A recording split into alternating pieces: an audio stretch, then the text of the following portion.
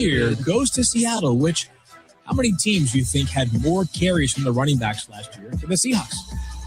I'm going to go with 0. 2. The answer is 0. Nice job by you, Mike. Check it out on YouTube or wherever you get your podcast. The stars of the summer are all here. There is nothing like La Liga. Fantastic finish. Yamal and Mbappe seem to be on a different planet. He can't stop scoring. Julian Alvarez, what a player. Talk about star power. That's what he does.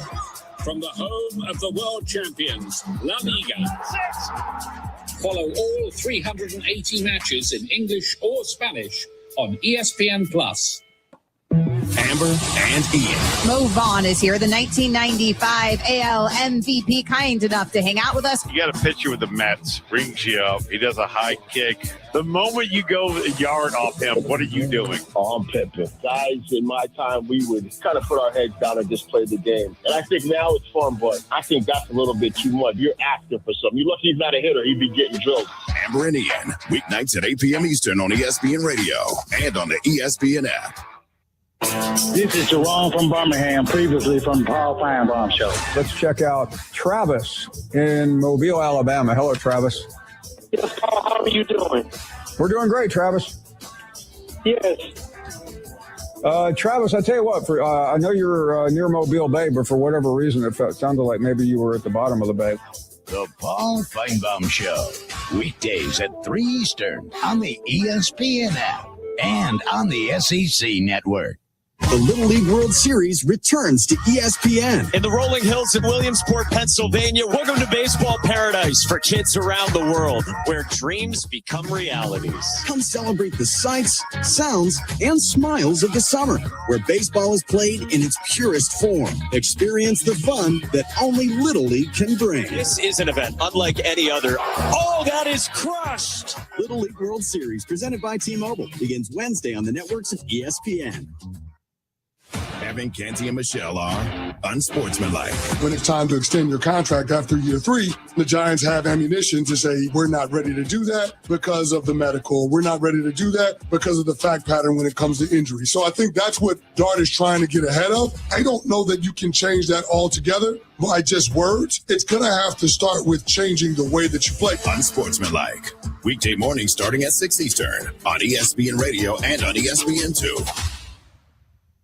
The Golix. If Dad's a little sluggish, it's because he's been through the ringer. He's the radio voice of Notre Dame football, so he's out watching practice in South Bend this weekend and gets tripped up like many have before him, trying to fly back overnight. I'm not going to sit here and complain because as I'm traveling alone, I see people with kids. It furthers my belief that if I were to ever run for political office, one of the platforms I would campaign on is I don't think parents should have to pay for stuff once they get to the airport. The Golix. Weekday mornings from 10 to noon Eastern on ESPN Radio. With playoffs on the horizon, it's time to lock in. Gray and Wilson are cooking. Every assist, every stop, every logo 3. From beyond the logo. Every did you see that moment? You bet. All of it right here. Lock in. The WNBA on ESPN all season long. Wichita's new sports leader, ESPN Wichita, 92.3 FM, KKGQ, Newton. This is the Shane Dennis Show on the new ESPN Wichita, 92.3 FM. Hey there, welcome in. Happy Monday. Shane Dennis Show. Jack Johnson's back. He is running things here on episode 1279. Here on a glorious Monday. Hopefully everybody had a great weekend and you're off to a good start this week. Thank you for stopping by. I'll tell you what we're going to talk about here in just a second. But we want you to be a part of the show. Want you to be involved if that suits you. And we got a couple different ways for you to be involved if you want to be.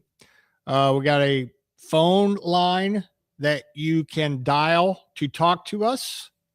And we've got a text line that you can thumb out some texts to ask us questions, make comments, or to win stuff. First of all, that hotline that you can use from now through the end of the Pulse with Pat. He's on from 2 to 4. You can give us your ideas, your thoughts, your questions, or your attempts to win things on the text line. Let's start there first, shall we? 316-666-2285. So shoot us a text any old time you feel like it. It's exclusively text. We won't answer if you call it, but we will acknowledge your texts, mostly 666-2285. If you want to call, use that hotline. You want to actually talk to somebody, 669-4996. That's the hotline. So use that whenever you're summoned to, like Pat will ask you to call to win some lottery tickets later on. That's the number you use, 669-4996. Here's how you can listen. Stream the show at work, ESPNWichita.com. Stream the show from your phone, regardless of what kind of phone you got. We got an app, so download it and take us with you wherever you go. Also, in your car, in your home, if you got a radio, if you're here in South Central Kansas, 92.3 FM. Make us your preset one, will you? We love you guys for that. Listening all across South Central Kansas with our booming signal. Also, you can stream the show if you want to, or if you're allowed to. If you work from home, you're your own boss. Your boss is really cool.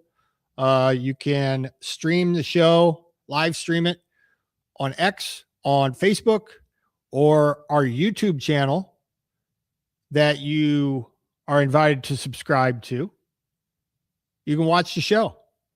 I'm at the Equity Bank Park studio. Will be all week.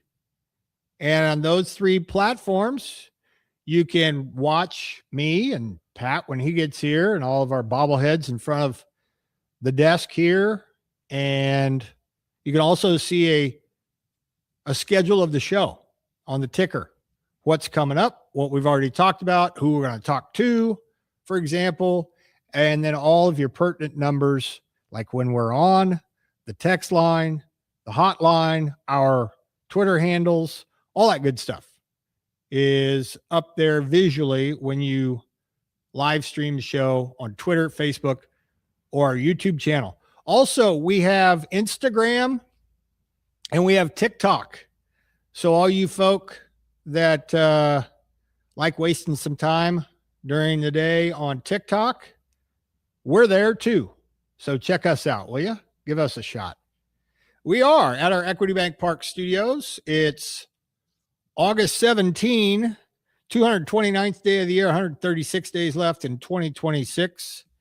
And going to top out today at 90 degrees here in Wichita as we start off our work week, with the wind surge being off as a mandatory off Monday. So I get some overtime later on tonight at 6 o'clock. But the surge at Frisco, Tuesday through Sunday, night games all. And for the most part, they're all at 7 o'clock. All right, easy to remember that. Coverage starting at 6:50 starting tomorrow with the wind surge and the Frisco Rough Riders. Tuesday through Saturday, 7 o'clock first pitch. Sunday, 6 o'clock. And then Surge will be back home. More on them here in just a little bit. But that's what you got to look forward to later on today, overtime. And then Surge baseball next week as we get closer and closer to football. All right. Layout show for you here in a second. We'll get going, but not before Jack tells us a joke. Got a moment of levity here on Monday. What's red and bad for your teeth? I don't know. A brick. What kind of car does Jesus drive? Chrysler. Today, it's National Nonprofit Day, National Pineapple Juice Day, National I Love My Feet Day, and Massachusetts Day. Pretty good day for birthdays. Not only non-sports people that will discover an I'm Old Jack's Young later, but other notable born days. Davy Crockett, Mae West, Robert De Niro, Sean Penn, and Donnie Wahlberg, all born on August 17. So there you go. All right, we're going to start the show by eulogizing a pioneer in the world of sports. If you made and I don't even know really the category, Pat does Mount Rushmore all the time. But if there were a pioneering surgery for athletes, Frank Jobe, RIP, and now the guy that we're going to talk about here in a second, that he basically invented a procedure on, Frank Jobe would certainly be on that list. Actually, so would Dr. James Andrews. He'd be on it too. But anyway, we laid to rest a guy that I think ought to be in the Major League Baseball Hall of Fame. That's a separate argument, and I'm not going to get too caught up and get in the weeds on that. But just the life and times of Tommy John. It was announced that he had died Saturday. The statement came out yesterday. But we'll talk about him here in a little bit and just give you a staggering idea of how many baseball players have had the surgery that he had that was so, well, it was unheard of. I was going to say revolutionary, but it took a while for that to take. But Tommy John surgery, or ulnar collateral ligament replacement surgery. We'll talk about the impact of that coming up here in just a sec. Also, player of the week. There was a guy for Kansas City that almost pushed Tommy John's death to the back burner. And imagine what kind of effort that would have taken. Well, Noah Cameron almost did it. So we'll talk about him, and we'll have the player of the week brought to you by PHP Law coming up here in hour one. Twitter question. It's the start of a Twitter tournament. Has to do with movies starring Denzel Washington. Round one is up today. We'll talk about those 4 movies very briefly, and also catch you up on what the Wind Surge did this past week here at the stadium, what they have left, and what we have left to watch for. A couple of things to watch for, and I'm keeping my eye on. Talk about that at 12:45. And then at 1 o'clock, I'm looking forward to Jack's input on this one. Another Jack Caglione. His hitting streak at 13 games just recently was snapped, but there's more to talk about besides that with Jack Caglione, and you can maybe guess what it is, but we'll reveal at 1 o'clock. And then 1:25, we'll talk Chiefs. They finally got a preseason game under their belt. They played the Rams. What impressed us, if anything? What were the takeaways? And also the Cowboys made a little bit of news, not by beating the Seahawks, although they did that. But we'll talk about that. 1:25 football, little preseason football talk. 1:25. And then I'm old Jack's Young at the end of the show, August 17 version. Again, we celebrate some birthdays. Have a little crosstalk with Pat. Get you ready for the Pulse at the end of the show here on a Monday. All right. So you got your numbers. There have been a couple of texts come in, and we invite your participation on the text line. We always like hearing from you on the text line, especially if you're on topic and can contribute to the particular segment, 666-2285. But you don't have to, just a suggestion. It was announced, as I mentioned, over the weekend that the former left-handed pitcher and 4-time All-Star Tommy John, who is the namesake of a pioneering elbow surgery that extended his career by 14 years. Tommy John died Saturday at the age of 83. The Yankees put out a statement yesterday.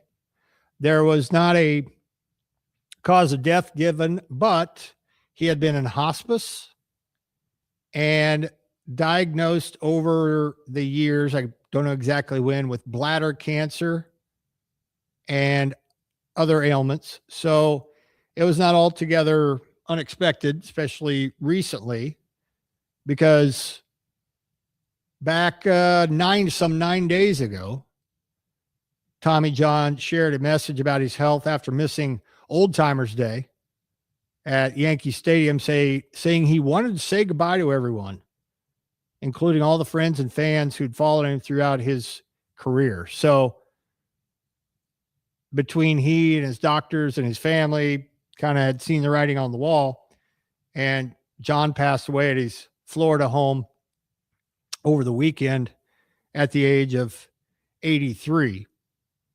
And we certainly don't want to minimize his death, his passing, because anytime a legend, and I think Tommy John fits the bill of a legend, especially what he went through.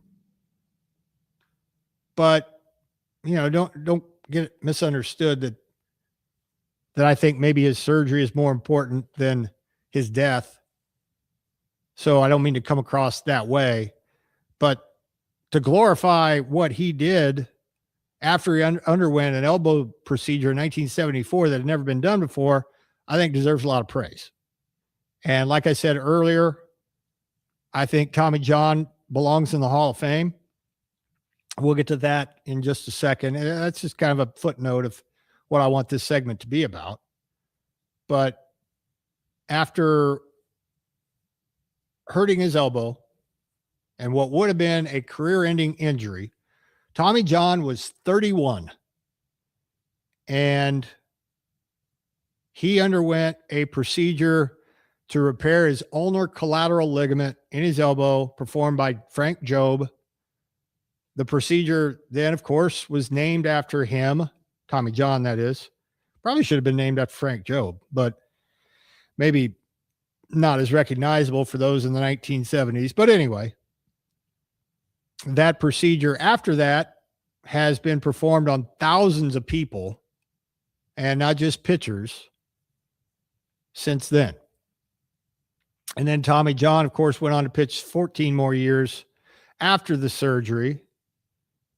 And the Dodgers paid a tribute to him with a pregame video before, and a moment of silence before Sunday's game. He had 124 wins prior to that arm procedure. He won 164 afterwards and pitched in 405 games after getting UCL surgery. Won 288 games. Now, this is where I think he should be in the Hall of Fame thing comes in.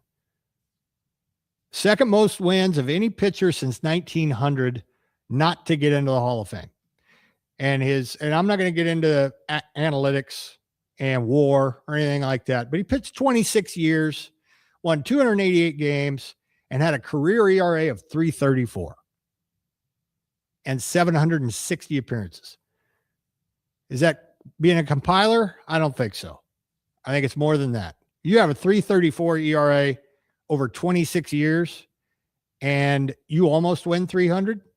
I think you're in. But besides playing with the Yankees, threw for the White Sox, Dodgers, Angels, Indians, and A's during his career as well. Frank Jobe is no longer with us either. He died in 2014. He once told ESPN that he estimated the odds of success for that surgery 1 in 100. Nowadays, a little over 80% of pitchers return to their previous level of success or better, according to the most recent version of Frank Jobe and James Andrews, the lead physician for the Dodgers. During Tommy John's surgery in September of 1974, took 4 hours. Frank Jobe made holes in the humerus and ulna bones in his left arm, used anchors in there, and then inserted a tendon in a figure 8 pattern. Basically put his left elbow back together. And at first, his hand, I don't know if atrophied is the right word, but it shriveled. And he had lack of feeling in his fingers. And so Jobe went back in there, second procedure, rerouted the nerve. And that is something you hear nowadays. Rerouting of the nerve, short of a full UCL surgery. Anyway, Tommy John, he was in a cast for 4 months. He recovered the full range of motion by spring training of 1975, spent that season resting, healing, and rehabbing. And then he worked with Mike Marshall, a relief pitcher for the Dodgers at the time. You may have heard of him. He's still got the record for most appearances in a year. Mike Marshall had a doctorate in kinesiology and on learning a different grip. How many baseball players, I guess, have had this procedure? As of 2024, almost 2,500 professional baseball players have undergone Tommy John surgery. And the big leagues number is smaller because not all players who've had the surgery have reached the big leagues. But Major League Statistics 3 years ago said about 35% of Major League pitchers have had Tommy John surgery. This is 3 years ago. And that comes out to about 130, give or take, on active rosters, not including those that are on the injured list rehabbing from it because they've had it or are rehabbing for it. So in a typical season, over 100 pitchers that are active in the big leagues have had the surgery, which is about a year to the day. There used to be the timeline was a year to the day of the surgery. You can be pitching in a Major League Baseball game again, or whatever level you were at. Who all has had it is almost it'd be easier to tell you who hasn't, but that's kind of an exaggeration. But some of the superstars over the years, recognizable names, of course, Walker Buehler, Nathan Eovaldi, Jacob deGrom, all those guys have had it twice. 2 TJs. Jamie Moyer had it at 47 with the Phillies and came back to pitch at age 49. Also, Shohei Ohtani, you probably know that by now. He's had it twice. Chris Sale, John Smoltz, Steven Strasburg, Verlander, Wainwright, Tyon, they've all had it. But position players have had it too, plenty of them. Jose Canseco, now he famously tore up his arm pitching, but he's had it. Carl Crawford, Rafael Furcal, Bryce Harper, Matt Holliday, Paul Molitor, Salvador Perez said TJ. So the list goes on and on about how, number one, how many people have had Tommy John surgery and how many people make it back to the level of success or better after dealing with TJ. Speaking of the real TJ, he had 2 Cy Young runner-up finishes in his career. And he is one of 7 pitchers. Well, 8, sorry. He's one of 8 pitchers to finish runner-up multiple times for the Cy Young Award and never win it. Curt Schilling leads all pitchers with 3 runner-up finishes for the Cy Young. But Tommy John, also joined by Dan Quisenberry, Jimmy Key, Trevor Hoffman, Adam Wainwright, and Yu Darvish, twice finishing runner-up in the Cy Young Award race. Tommy John won 20 games in a year on 3 occasions after having that surgery. Won 20 with the Dodgers in 1977, won 22 with the Yankees in 1979 and in 80. Was named to the All-Star game 3 consecutive years. And from 1978 to 1980, won 60 games and threw 755 innings. And he was the opening day starter for both the 1966 White Sox and the 1989 Yankees. He was on the Hall of Fame ballot from 1995 to 2009, but never got more than 32% of the vote. And of course, you need 75% for election. And so maybe one of these days, the Veterans Committee will put Tommy John in the Hall of Fame. And like I said, I'm not going to bang the drum for that today. That's an argument for another day about Tommy John's legitimacy for the Major League Baseball Hall of Fame. And I think a lot of things go into that. And him undergoing that surgery, damn right, it should be a part of this, because you didn't, well, that surgery wasn't a thing until he and Frank Jobe figured it out. And then even after it was a thing, 1 in 100 was what the guy that did the surgery put the odds at of coming back. And Tommy John did that. Is that reason enough on its own to be in the Hall of Fame? Almost. When you win more games after you had the surgery than you did before, and before led up to his age 31 season, which was old back then. But Tommy John, the namesake of a pioneering surgery, died at the age of 83 over the weekend. And just a fascinating history of him on the field, off the field with the surgery. And makes me wonder,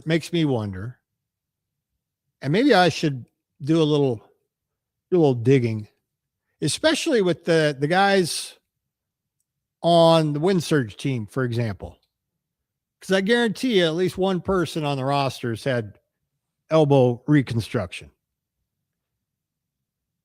And I just wonder how many people in 2026, players, either position players or pitchers, actually know who Tommy John is. Now, that signals to you, if you didn't know already, that makes me old. I'm 55. I knew who Tommy John was. But even when I was growing up, he was an old timer slinging it up there, throwing sinkers for the Yankees. I remember seeing him, the Dodgers, but had no idea of his relevancy when it came to the history of the game, the history of the position. And nowadays, the success rate matched the number of years that Tommy John was on this earth. 83. Success rate, 83% that a pitcher will get back to, quote unquote, what he was before he got hurt. So RIP Tommy John, 4-time All-Star, 288 game winner, and the namesake behind a true pioneering elbow surgery. Texts are coming in. You may never see another 300 game winner, period. Same texter said, I had no idea he had that great a career, 26 years. Tommy John is lucky he played 14 more years after surgery. Some guys are lucky to pitch again. And that was the big takeaway at the time. This was so unknown whether Tommy John would ever pitch again. And he's the guy that got his elbow fixed. But we had no idea at the time that procedure would really prolong and save thousands of careers. And Jack, you oftentimes hear, and this is maybe, well, nowadays it's not just a throwaway comment or statement, because there's such an emphasis on throwing hard. But that was the thing that I discovered, and full disclosure, I've never had it. I didn't I didn't go under. I've never had elbow surgery, so I can't speak to this. But the one thing that I heard pretty quickly after guys had Tommy John surgery back in the day, and it's still true today, that not only does it have an 83% success rate, but you hear all the time about guys come back throwing harder than they did before they got the injury. And I suppose that stands to reason because you start out with your God-given parts in your arm, and then after you blow that out, the surgeon basically fortifies what used to be there with different stuff. And in theory, and like I said, I'm talking out of my you-know-what a little bit because I've never had it, so I didn't have to hear the spiel. But I can only assume that because it's bolstered by something that wasn't there before, you have the opportunity to be a harder thrower after Tommy John surgery. And man, who would have ever thought of that?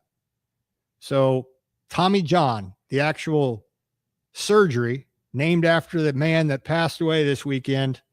And it's ironic too, Jack, that he probably couldn't have blacked your eye with his fastball, but yet he won 288 games. So RIP to a pioneer. No question about it. I mean, we now know everything about this surgery because of him. And it wasn't just like he's some pitcher that had this surgery. That's what we call it that. He was a very successful one. And yeah, one of the pioneers of the sport, if you'd call him that.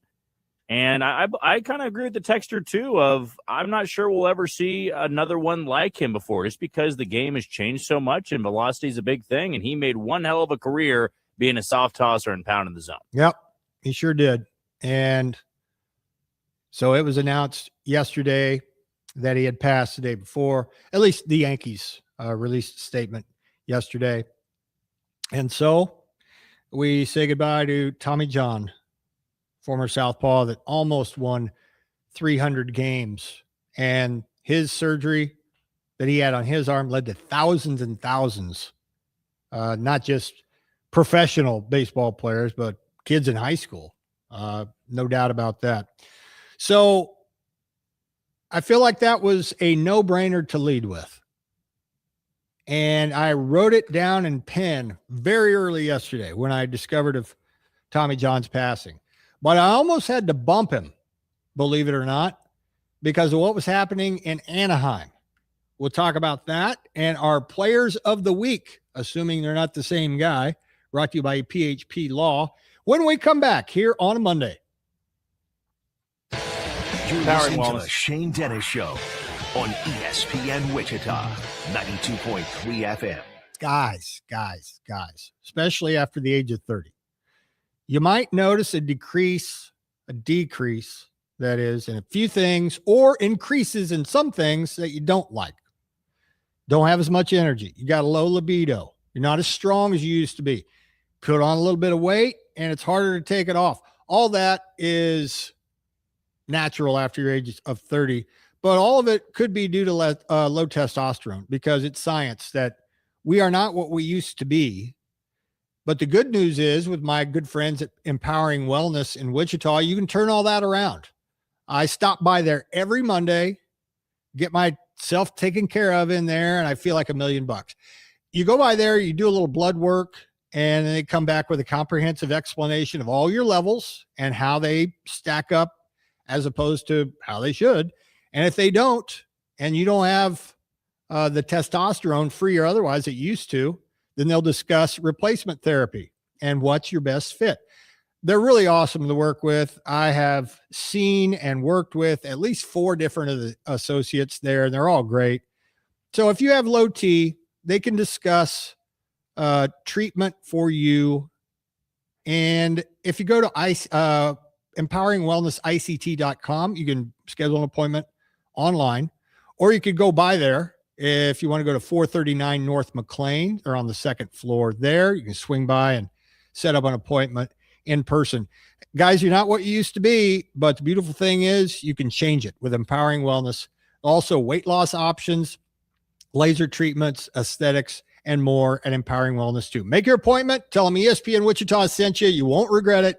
Head to empoweringwellnessict.com. What do people with blindness or low vision need to live to the fullest? Just ask them. It's skill development, scientific breakthroughs, knowledge-based jobs, and the same opportunities as everyone else. When you give to Envision, whether it be your time, donations, or your engagement, you make it all possible. That's because at Envision, they don't focus on the disability. They value the ability. They choose not to envision a world without sight, but to envision a world where people who are blind or visually impaired are empowered to reach their full potential. Learn more at envisionus.com. The future stars of women's golf are returning to the birthplace of the LPGA for the 5th year in a row. Golfers from the Annika Women's All-Pro Tour are set to head to Wichita for the 2026 Heritage Classic presented by Keystone Solid Surfaces at Rolling Hills Country Club September 8th through the 13th. Interact with the golfers by being a part of the Pro-Am or bring the kids for the free Junior Pro-Am and the Kids Golf Clinic. Mark your calendars for September 8th to the 13th for the Heritage Classic presented by Keystone Solid Surfaces. ESPN Wichita 92.3 FM, your radio home of the Kansas Jayhawks, the Wichita Wind Surge, the Dallas Cowboys, the Wichita Open, the college football playoffs, and the national championship, the World Series, the NBA playoffs, the Big 12 championship, and the best coverage of the Chiefs, Royals, Jayhawks, Wildcats, and Shockers. Locally owned and operated. ESPN Wichita 92.3 FM.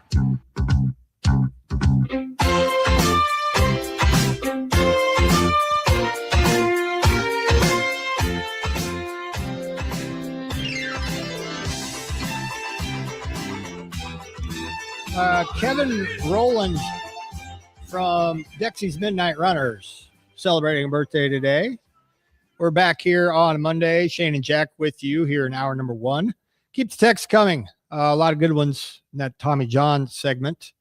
We shift gears a little bit. We stay with professional baseball.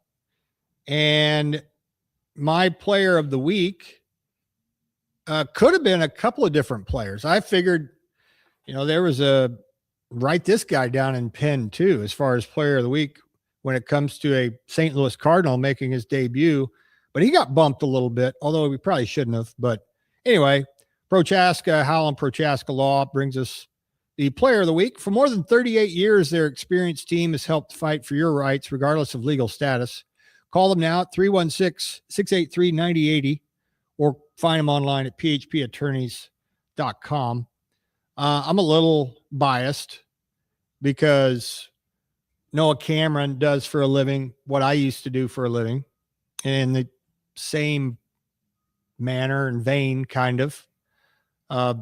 If you missed it, and I can't imagine if you're any kind of sports fan, you did, because he probably made pretty much every sports channel's highlight reel. Noah Cameron threw a complete game one-hitter yesterday against the Angels and took a no-hitter into the 7th. He took a perfect game into the 6th and ended up finishing off the complete game and continuing a month-long dominant performance that dates back to a month ago, back to after the Padres game. And it was that piggyback game off of Beck Way at the Tigers. And then Cameron finished up. So he ended up going 7 innings in that game. We'll get back to that in a second, but just an overall month's worth of Jack. Did you realize this? He has shaved over a run off of his ERA in a month. That's hard to do in August, especially this late in the season. This many innings. That is a incredible run that he's been on. But yesterday, I don't want to make this the topic of the segment, but I want to get your input on this too. And this, like I said, this could be a real small blip in this segment because it should be. He eventually gives up a hit in the 7th. And so the no goes out the window. He finishes up. It's 3-0 at the time. Goes back out for the 8th, which I kind of liked. He was under 100 pitches. He struck out the side in the 8th. He absolutely got stronger as he went along. And then they ran him back out there in the 9th inning. I disagreed with that. Do you agree with my disagreement? This is a meaningless game in a lost season. I didn't think there was any need to run him out there for the 9th inning of a game that he'd given up 1 hit and no runs. What did you think? I honestly didn't mind it, just because he was robbed of that opportunity in Minnesota a couple weeks ago, where he was at 94 pitches and they decided to go to Lucas Ursig, who peed down his leg, and then Matt Strahm did the exact same thing. And then he has to leave that game without a win to his name. And I'm sure that pitching wins aren't the end-all be-all for these guys, but you like to look in the box score and go, you know what, I earned that victory. I gave our team a really good chance to win. And you also want to know what the leash is for him, right? At some point, you got to know. Now, it is a meaningless season. It's a meaningless game, but they clearly went to him and asked him how he was feeling and that, you know, if he could get this done. And dude had a no-hitter going, so there was a low-stress pitches, total pitches. I don't care how many it was. And my guess was if he gave up a base runner at any point in that, he was getting paid. I don't believe they would have overdone it. And though, you know, at 99 pitches, I would have been okay if they went to Steven Cruz. This, to me, was more so about he was robbed of the opportunity a couple of weeks back when the Royals were playing better baseball. This was more so of, let's handle this different in this go-around. Let's send him out there. Let's have somebody ready to go if he gets up a leadoff single or a leadoff double or walks the first guy. And then you're not having to worry about the tying run being at the plate already. Yeah. So I didn't have too much of an issue with it. Now we know that Noah Cameron has that ability to throw 115 to 120 pitches. And that's nice to know. If he was a high-velocity guy, I'd be a little bit more concerned just because the Royals have had so many injuries this year, and you don't want to lose anybody else before the season comes to a close. But I'm sure they had some extensive conversations about, you know, where are you at? If you feel any sort of soreness, if you are tired whatsoever, you better tell us the truth right now. Because if you lie to us, you are putting our 2027 in jeopardy. You already have a handful of guys that aren't going to be there next year. We can't afford to lose you. And clearly it was relayed to him. One batter gets on, you're done. And you got to understand that right now. Yeah. In his last 5 games, they've all been essentially starts. Okay. There's one that hasn't been that I told you about that Beckway went I think he went 1. And then Cameron went the next 7. So in essence, let's pretend he's made 5 starts in the last month. 5 games, 4 of them starts. In those 5 games, he's thrown 37 2/3 innings. That is somewhere over 7 innings per start. He's given up 13 hits in 37 2/3. He's had multiple outings where he's given up 1 hit, and all due respect, and he would tell you this, despite having really pedestrian stuff, when you just look at them on their face, fastball velocity, it was a tick or so up yesterday. He was 93. He popped some 94s to Trout, I noticed. And so that's a tick below or above what he normally does, but he's 92 with his fastball. He's got a cutter. He's got a pretty good curveball, and he had a very effective changeup yesterday. But all that being said, this guy in his 47 starts for the Royals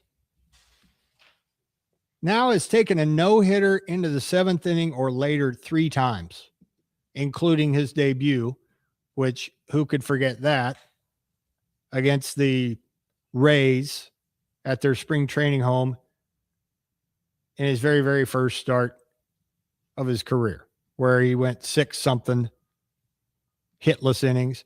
And then that game that Jack mentioned against the Twins a little over a month ago, that he took a no deep into that game too.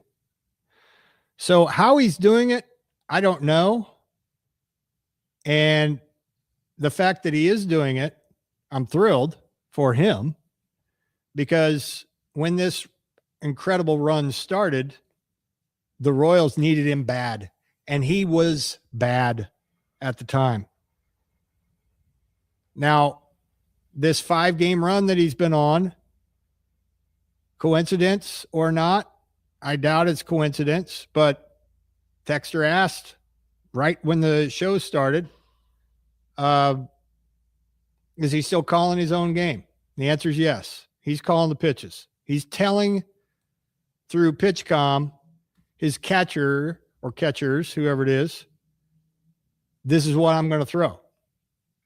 Now, I commend him for that, first of all, for being so young, but so convicted in, I'm going to throw what I want to throw in only his second year in the big leagues. And I just wonder, and Seth Lugo does it, I think, pretty famously. You can see him going to his belt, Lugo. And that's where the PitchCom is. And he pushes a button, and that tells the catcher, here's what I'm going to throw and where. And of course, you try to execute it, and off you go. But Noah Cameron, in his last 5 outings, has called his own game, and he has held opponents to a 107 batting average and a 119 ERA. And he has now, for the season, given up fewer hits than innings pitched for the second year in a row. It's kind of interesting to note, he's thrown exactly the same number of innings this year as he did last year, in the same number of games. Exactly the same. 138 and a third. Last year, his ERA was 2.99. This year, it's 4.16. But lately, you need a microscope to see his ERA. And he has more strikeouts this year than he did last. Not only does he have exactly the same amount of innings this year as he did last, he's got the exact same amount of walks, which is kind of eerie too. But here's my thing, Jack, and here's, I would encourage, well, we have a little mini roundtable here, and maybe you can talk me out of it, but I don't know why more pitchers don't do this. Maybe they do, and I just haven't followed them, but only 2 Royals doing it, basically. I think what you can do here is go back old school again. And I don't know how petrified players are nowadays of sign stealing again, because of one scandal and multiple accusations of teams doing the same after the Astros did it. But here's what it was, me and another couple of guys, Jamie Bloom was one of them, with a group text yesterday. Let's go back to catchers actually putting down real signs with their fingers and giving the pitchers freedom to shake. I know they've always had that. And I realize, for the most part, first and second year players are going to trust their veteran catchers and probably not shake them. And the only time that they do is when it's a called shake. There's an actual sign in baseball by a catcher that if he puts down a particular sign or a finger, that means shake me off, so it's just to get in the hitter's head. But the point is, if you don't want to go to the PitchCom and tell the catcher what's coming, then let's just call it straight up. Let's be like it used to be. The catcher can suggest, but as in Noah Cameron's case, the pitcher should have full autonomy in what to throw, because it's their game. It's their ERA. Now, look, if they're not as cerebral as Noah Cameron seems to be, by all means, throw what the catcher tells you to. But do you think, Jack, the Astros sign stealing thing has made catchers giving actual signals a thing of the past? Am I overthinking this particular solution for others to call their own game by having catchers call actual signals, and then the pitcher has the freedom to shake if he wants?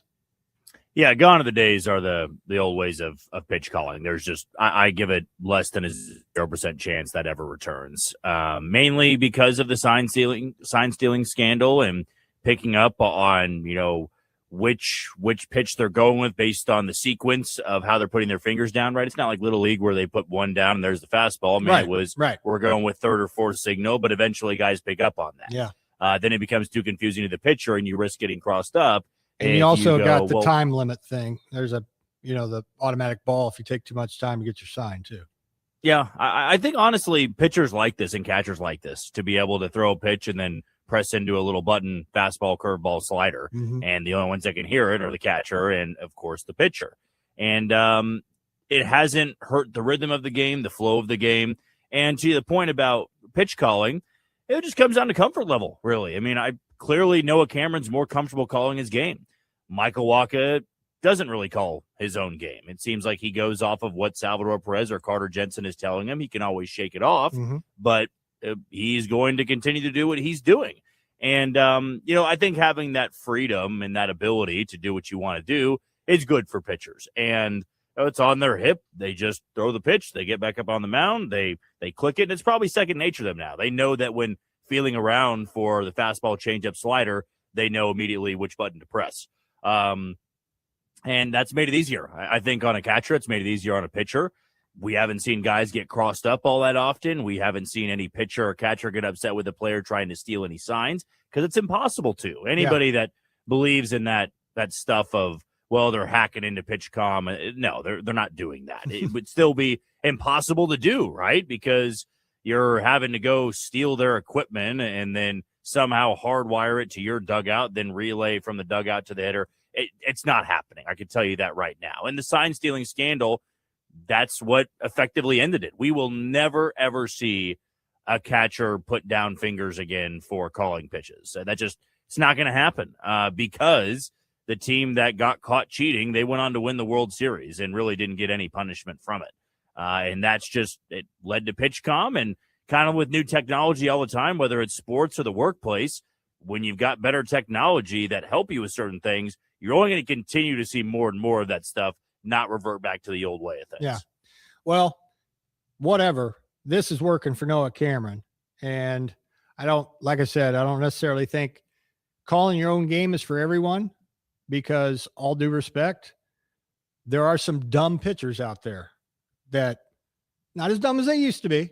And there's not as many of them, but I can promise you there's a few or more than that have blind faith in their catchers. And there's nothing wrong with that, especially if their stuff is good. If you don't really realize why you're throwing particular pitches. Now, these dum-dums are going the way of the dinosaur because of technology. You got a tablet in the dugout and you got all this info at your fingertips. So that's your own fault if you're a little bit behind the times. But point being, Noah Cameron's got enough guts and also smarts to call his own game. That's one thing. But the execution of the pitches, he was brilliant yesterday. I mean, he, like I said, got stronger as he went on. And this is just a mind-boggling run that he's on that was interrupted only by a normal outing against the Dodgers last week. But Cameron with another doozy. When we come back, Jack will either have his player of the week if it's someone different, or he can he's more than welcome to piggyback on the Noah Cameron selection and give me his thoughts on what happened yesterday. So we'll leave it up to him for that. Also give you the very latest on the wind surge. They get the day off. Unfortunately for them, they got a split with Corpus Christi in the 6-game series. We give you the latest on the Caden Kendall 400 watch, the home run franchise record watch. Where are they? And where are the Surge in the standings, I should say, and how many games left to go. We'll give you all that coming up when we come back here in hour number 1 as we wrap it up on a Monday. The Shane Dennis Show will be right back on ESPN Wichita 92.3 FM. Go Hog Wild Pit Barbecue. The best barbecue deal in town is at Hog Wild. Right now, Hog Wild is serving up a $5.99 meal that's big on flavor and easy on your wallet. Get a one-meat sandwich, your favorite classic side, and a drink, all for just $5.99. Want brisket? Upgrade to our tender slow-smoked beef brisket for only $1.50 more. Pulled pork, juicy chicken, and hot links. Everything is smoked fresh, made daily, and piled high. This is real barbecue at a price that's hard to beat. When you want big flavor and a big deal, head to Hog Wild for the $5.99 meal deal today. Great food, great price, great barbecue. Join us for lunch or dinner or order online at gohogwild.com. Hog Wild Pit Barbecue, 6 locations in Wichita, also in Derby, El Dorado, Hutchinson, and Salina. Go Hog Wild Pit Barbecue. Hog Wild, get some for you. But don't be late, we close at 8.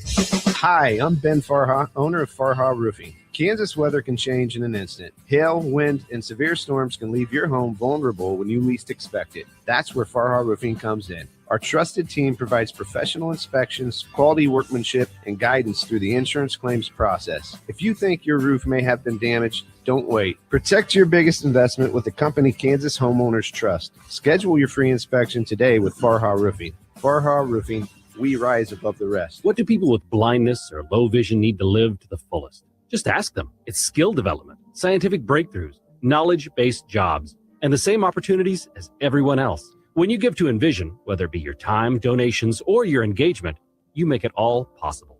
That's because at Envision, they don't focus on the disability. They value the ability.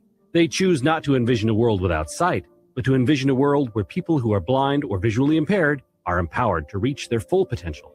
Learn more at envisionus.com. The ESPN Wichita app is available now for both Android and Apple.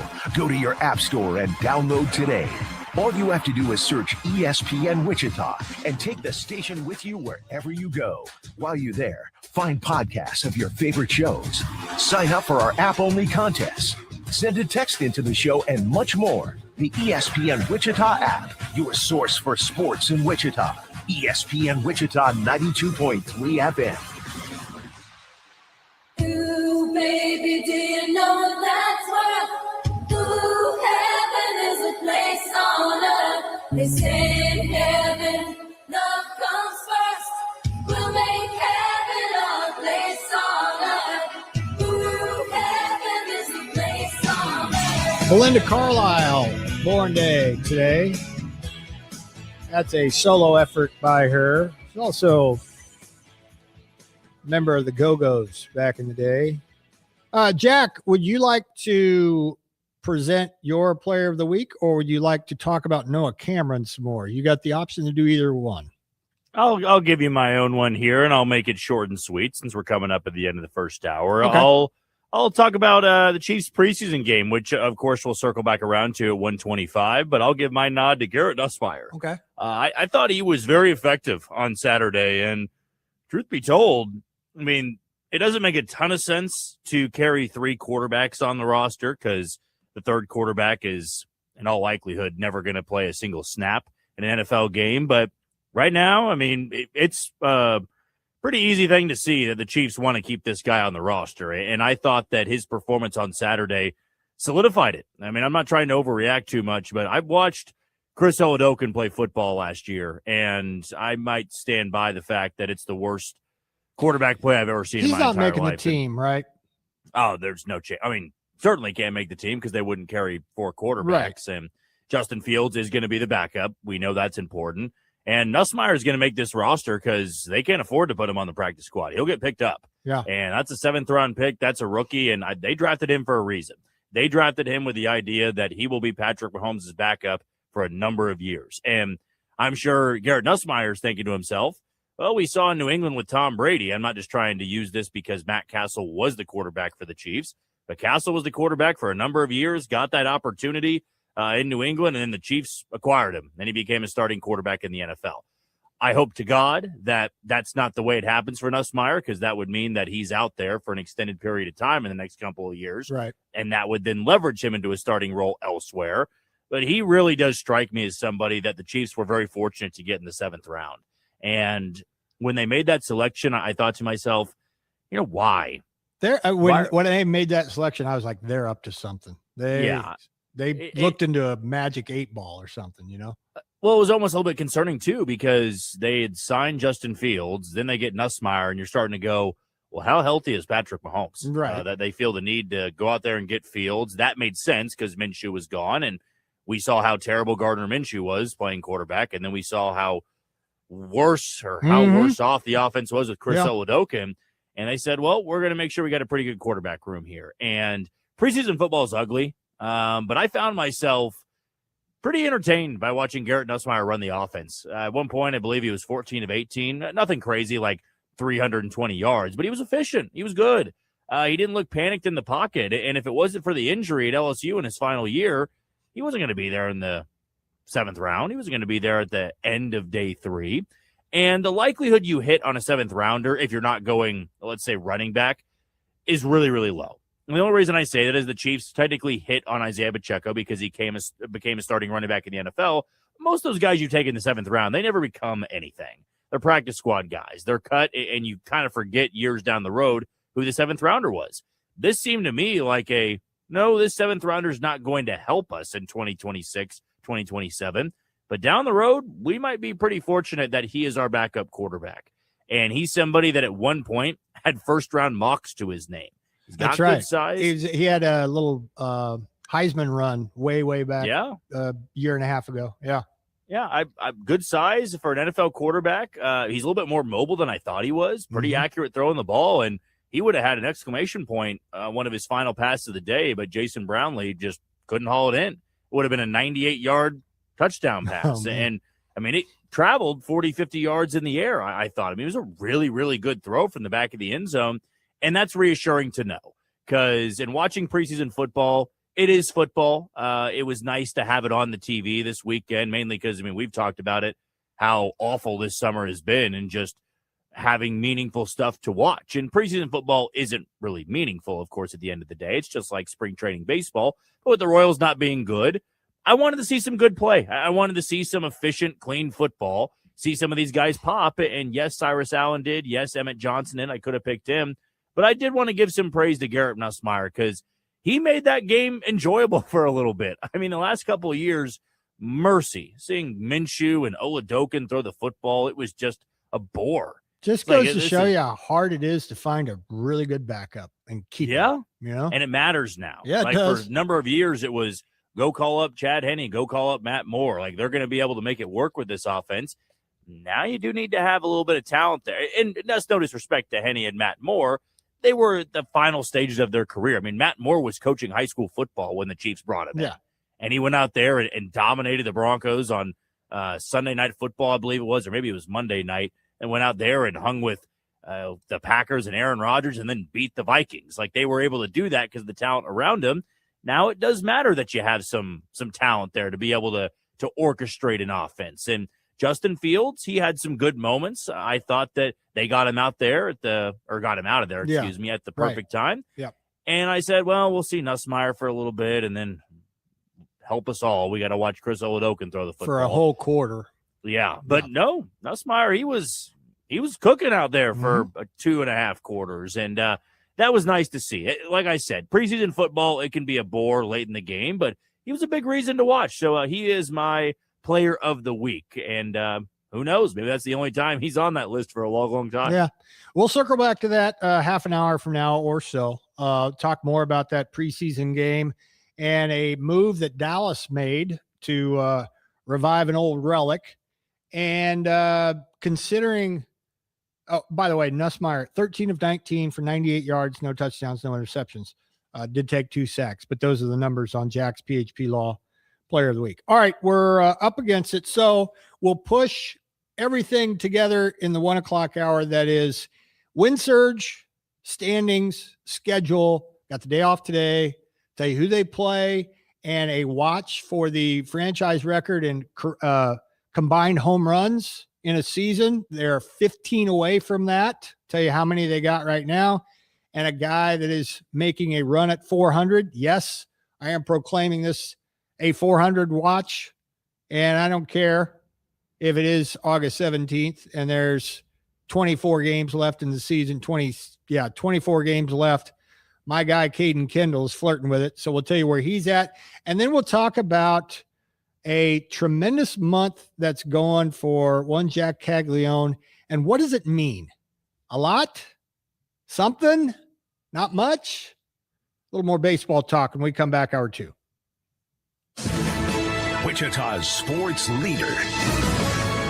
ESPN Wichita 92.3 FM. KKGQ Newton.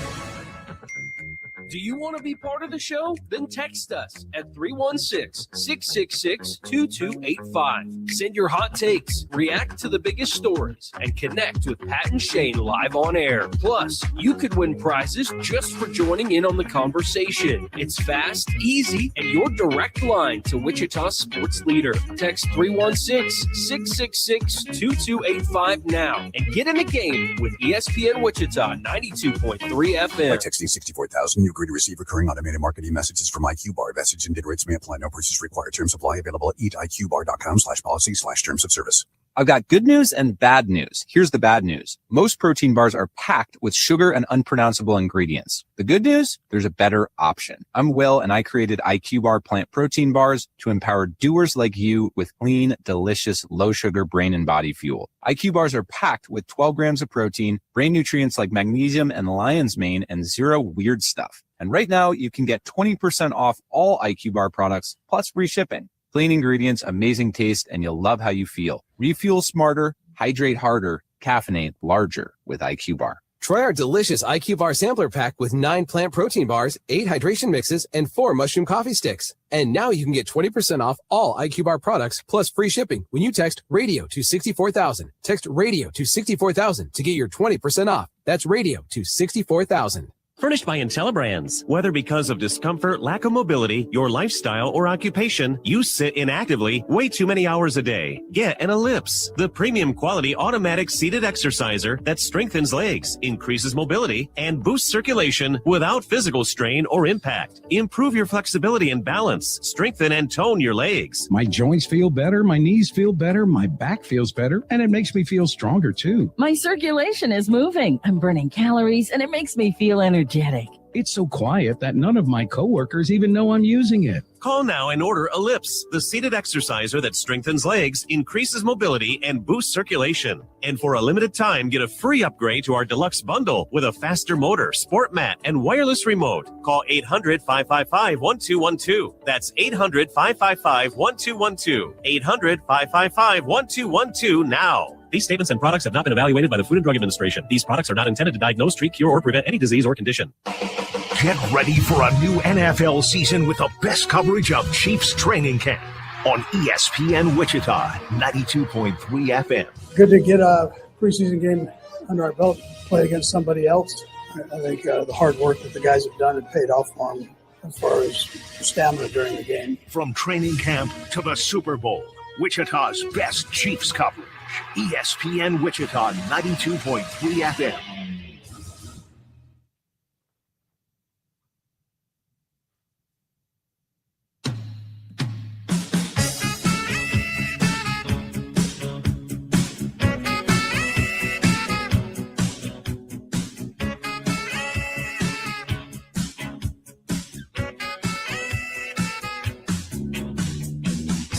The drummer for Men at Work celebrating birthday today, Ron Strikert. Hour two, Shane and Jack with you for another 51 minutes or so. And then we'll hand you off to the Pulse directly after I'm Old Jack Young. A little Chiefs talk later on as they took on the Rams over the weekend. Got thoughts on that, on a couple of standouts besides Jack's PHP Law Player of the Week, Garrett Nussmeier. Also a giveaway for you to be listening up for coming up here shortly. But first, some more baseball talk, and we will meld we're going to meld a lot of things into this, actually, because we've got the first round of a Twitter tournament going on right now, brought to you by Rivet Computers. So let's get to that first. This occurred to me last week. when I stumbled upon a Denzel Washington movie that I hadn't seen before. And so now we got a Denzel tournament. All right. It'll be week long, 4 rounds, and then we'll crown a champion on Friday regarding Denzel Washington movies. What's your favorite? Round 1 as follows: Training Day, Ricochet, The Hurricane, or Glory. Got a lot of time left to vote and repost if you haven't voted. It's very close. Round 1 is very close. Who you got of your favorite Denzel Washington movies? Training Day, Ricochet, The Hurricane, and Glory are the movies you have to pick from today. I'll put the other 4 up later on this afternoon or this evening, so be watching then for that. Next, we need to get to the Wind Surge and what they did last week and over the weekend. They got off to a good start against Corpus Christi, took 2 of the first 3, but then the Hooks took 2 of the next 3, and Surge had to settle for a 6-game even split. They lost yesterday, the Wind Surge did, to settle for that split. 5-2 was the final yesterday. Caden Kendall had a multi-hit game, was 2 for 3 with a walk. And that is important because he is now hitting .396 as a Wind Surge player. So he's been right around 400 or 500. Of course, 500 earlier in his first 30 or 40 at bats, but now he's pushing 100 at bats and still flirting with 400. 2 for 3 got him to .396. So we'll keep our eye on that. The Surge went without a home run. That was a rarity. So no home runs, and their total remains 157 with 24 games left to play. They are 14 home runs shy of last year's franchise record, 171. So if they hit 15 home runs or more in the next 24 games, they will eclipse last year's club record of 171. Where are they in the standings? Their hopes are flickering, but it's not impossible. But they can't be splitting any more series, put it that way. They are at Frisco this upcoming week. So unfortunately for them, they're done with Springfield. Springfield and Tulsa are both tied for the lead in this half in the Texas League North. Wind Surge are 7 back. So no real time to waste. They've got to at least take 4 from Frisco if they want to keep their playoff hopes alive, which are faint at best. And taking 5 of 6 certainly wouldn't hurt either. The Surge are 20-25 at the moment.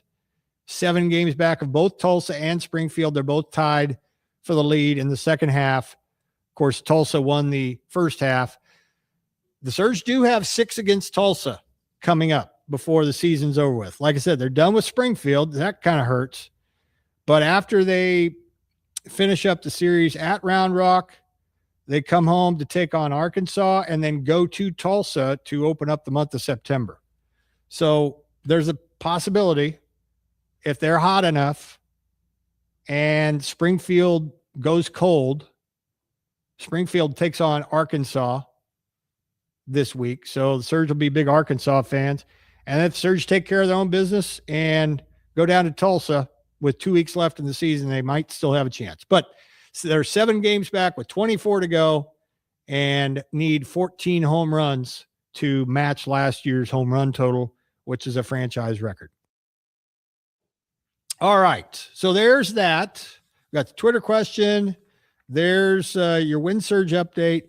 And now I want to get Jack's thoughts on what a lot of people are saying after the All-Star break, what Jack Caglione has done, and some believe that it's enough to start talking about an extension with Jack Caglione. He has clearly turned it around. He has clearly figured some stuff out. So much so it's been scary. Last year was a nightmare for him, I'm sure. This year, after a bit of a slow start, he's starting to figure it out. He's hitting .407 in the month of August. He is hitting the cover off the ball, quite frankly. And if the month ended today, he would be the American League Player of the Month, hands down, leading all hitters in many categories offensively in the month of August. And that includes an 0 for yesterday and a 13-game hitting streak that went by the boards in California. Jack, my question to you is, and I got my own thoughts, when's a good time to talk about a Jack Caglione extension? Right now or some other time? I'd probably say right now is when you need to start thinking about giving him that long-term deal, because if he has a season better than this one next year, then you've missed that window, and you're probably not going to be able to get him that big-time contract. And we see across baseball now, a lot of teams want to lock up their young stars after either one breakout season or before they even get to the big league. So I would start considering it, and then maybe at some point this offseason, you make that choice, you make that decision to give him a long-term deal, and I'm sure it wouldn't be anything that would break you financially, but it also wouldn't be that cheap either. And we know they got to fill out the rest of this roster. But this is a 40 to 50 home run bat you can have in the middle of your order for the next handful of years. And I'm sure J.J. Picollo and John Sherman are well aware of that. It surprises me a little bit that you have taken that stance. I think this is just a pretty hot month. So I would tap the brakes on this. I know you get to the kind of the prisoner of the moment thing, but in the months of May and July, he hit exactly 222 in those months. Now, he had 9 home runs in the month of June, bracketed around a good month of June. The May and July that he didn't. And he is still a strikeout machine, although the home runs have picked up. And that's what you want to see, obviously. And I think it was you, Jack, that I was texting that, and this was a few weeks ago when he was hitting like 253, which he's hitting better than that now. But I texted Jack and said something to the effect of, if you'd told me that Jack Caglione would be hitting 253 after the month of June, I would have thought he would have had a lot more home runs than 14, which is what he had through the month of June. Well, he's picked it up now. He's had 8 more, and he's had 5 in the month of August, all by himself, just in the month of August alone. That's only covered 14 games. So he's still got the rest of the month here. But this is a 56 plate appearance stretch where he's been hot as blazes. There's no question about that. But do I think he's turned a corner? Yeah. Do I think he's figured some things out? Yeah. But it's only 14 games. And it's basically the span of his hitting streak. And you want to talk about hitting streaks and what they lead to or what they mean or don't mean. Need I remind you that Carter Jensen had a 21-game hitting streak. Now, I kind of put Carter Jensen into the Jack Caglione of last year category. This is his first full year in the bigs. Carter Jensen I'm talking about. So any kind of growing pains that he goes through, he played in 20 games last year. That doesn't count. Not to me. Tonight's game, if he plays, will be his 117th. So this is much more of a big sample size and a full season where he's going to have over 500 plate appearances. He's hitting 219 right now. And he's struck out 135 times. Carter Jensen has. And the reason I bring it up, I think he's had a similar year growing pains wise this year as Caglione had last year. And I think I won't say they're similar players. They're both left-handed hitters. And then maybe that's about where it stops, because even though Carter Jensen's athletic, Jack Caglione is an athletic freak. But Cags also, as I mentioned, has had 2 months where he hit 222. And so while I don't think this month is entirely a fluke, it's also only been 2 months or 2 weeks long. He's hitting 272, 22, and 58. Could he hit 40 home runs in the future? Absolutely he could. He could hit 40 home runs by barely barreling balls up. That ball jumps off his bat. There's no question about that. But his plate discipline could use a little improvement. It has improved, but I'd like to see a little more than that. And if he stays on any kind of a pace the last 13, 14 days of the month, like he has the first 17 days, okay, then maybe that's a more sustainable thing. But he's only had 1 month this year that he's hit over 300. Now, do I fancy him to be, or the Royals fancy him to be a 300 hitter? Probably not. That's probably asking a little too much. But 272 with all his power, yeah, over a full season, yeah, I'd take my chances with 272. But I'll be interested to see what he does down the stretch. And I think in contrarian mode, and not just for the sake of being contrarian, I don't think it's time to talk extension yet. I think he is more than a useful player and can be very useful at a couple of different positions, which right field has really surprised me how naturally he looks out there. Of course, first base is his natural position in college and has taken over for Vinny since Pasquantino went on the shelf with his hand/wrist thing. But I probably in the minority, because I saw a lot, and this is part of the reason why I brought it up, saw a lot over the weekend on social about it's time to lock this guy up to an extension. And there were some, I thought, over the top opinions on Caglione as far as comps are concerned, and he can be the next this.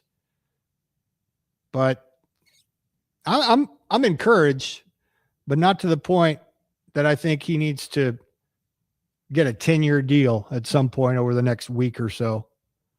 Not that the Royals wouldn't do that, and not that they don't hope that he's their whatever, first baseman, DH, right fielder for the next 10 years, because I'm sure they do. But I think there's something in between 157 and 7 homers and 232 plate appearances and 272 and 450 plate appearances. I'm not going to get picky and start bitching about the fact that he strikes out a lot. Of course, you hit 30 or more homers, especially with half your games at Kauffman, even with the fences coming in. That's rarefied air. The last, I'm trying to paraphrase Jake Eisenberg from a week or so ago. The last true Royals outfielder. Now, Cags isn't going to fall into this category because of all the games he's playing at first base. But if he is an everyday outfielder in the near future, he's now played 38 games at first and 75 games in the outfield. So is he a primary outfielder? I'd say, I guess, yeah, he still technically is. But anyway, there have been very few outfielders for the Royals that have hit 30 or more home runs. Very few. Danny Tartabull is one. Bo Jackson's one. And even in Jorge Soler's year where he popped 48 or 46 or whatever he did, he's basically a DH. So having an outfielder, if that's the route that they choose for Caglione in his future big league career as a Royal, however many years that might be, he's got a chance to go down in Royals history. Frankly, though, it's kind of a low bar. They haven't had very many primary outfielders hit 30 home runs in a year. and Caglione has a chance to do it. Going to be a really good player. I think I need to see a little bit more, though, before we go locking him up. This is a really good stretch for Cags over the last 14 games. But it's only 14 games. Does it another 14 games? Okay. A month is hard to deny. Kind of like the Noah Cameron thing. 5 outings and 37 2/3, giving up barely anything. That's hard to deny. That sample size is legit. Give me a little bit more from Jack Caglione. I'm enjoying watching him evolve, for sure. He's tacked on 115 points or something on his average from last year to this. And all the way across the board, it's gotten better. But need to see a little bit more. All right. Coming up in September, not only is the Kansas State Fair coming back to Hutch, Pat and myself are going to Hutch too. That's right. We're going to do our shows on Friday, September 18th. And we're going to call that Red Friday. We're going to celebrate the Chiefs. And we are calling on you, Chiefs fans, to come watch us. Come to the fair. Come see us. Wear your red and celebrate the Kansas Lottery's Chiefs Red Friday on September 18th. To get in, just show your Play On app at the gate, and it'll only be $5 if you show them your app at the gate. If you don't have the app or you're not a member, join for free at kslottery.com to get in on the fun. If you want to go for free, though, then text the word FAIR to 316-666-2285. You want to go for free? I got 4 GA tickets for you right here. A group of 4. September 11th through the 20th. That's the duration of the fair. And I got a freebie for you if you want to. You want to go? You want to come pick it up? Then text the word FAIR, 316-666-2285. Good luck. Back to the Chiefs-Rams preseason game. What were our takeaways? And Dallas signed a 37-year-old legend. Tell you who that is and talk a little Chiefs next. You're listening to the Shane Dennis Show on ESPN Wichita. Say cheese and pepperoni with Schlotzsky's buy one, get one free pizzas. Start the middle of the week off right with a free pizza on Wednesdays at Schlotzsky's. All pizzas are buy one, get the second free. Signature sourdough, fresh toppings. Now that's a win-win pizza. Make Schlotzsky's your Wednesday lunch and dinner plan. It's a great deal any way you slice it. Schlotzsky's, it's a mouthful. The future stars of women's golf are returning to the birthplace of the LPGA for the 5th year in a row. Golfers from the Annika Women's All-Pro Tour are set to head to Wichita for the 2026 Heritage Classic presented by Keystone Solid Surfaces at Rolling Hills Country Club September 8th through the 13th. Interact with the golfers by being a part of the Pro-Am or bring the kids for the free Junior Pro-Am and the Kids Golf Clinic. Mark your calendars for September 8th to the 13th for the Heritage Classic presented by Keystone Solid Surfaces. What do people with blindness or low vision need to live to the fullest? Just ask them. It's skill development, scientific breakthroughs, knowledge-based jobs, and the same opportunities as everyone else. When you give to Envision, whether it be your time, donations, or your engagement, you make it all possible. That's because at Envision, they don't focus on the disability. They value the ability. They choose not to envision a world without sight, but to envision a world where people who are blind or visually impaired are empowered to reach their full potential. Learn more at envisionus.com. Hi, this is Blake Davis with Davis Liquor Outlet, and here's another great special on Michelob Ultra, 12-pack, 16-ounce cans, only $16.99. And a little white wine action with Kim Crawford Sauvignon Blanc, 750 ml, just $13.99. Davis Liquor Outlet, each store independently owned and operated. Wichita owned, Wichita proud. Football season starts at Twin Peaks. Get your league together and host your fantasy football draft party at your local lodge. And commissioners get a $50 Twin Peaks gift card. Cold drinks, made from scratch food, wall-to-wall TVs, and everything you need for draft day. Book your fantasy football party at your local Twin Peaks today. Wichita's home for the Dallas Cowboys. ESPN Wichita 92.3 FM. 3rd and goal from the 5. Dak from the gun, drops back, flushed out. He's going to run left, and Dak Prescott waltzes in for the Cowboys touchdown. Dallas Cowboys football can be heard right here. Go Cowboys. Wichita's 100,000-watt powerhouse. ESPN Wichita 92.3 FM.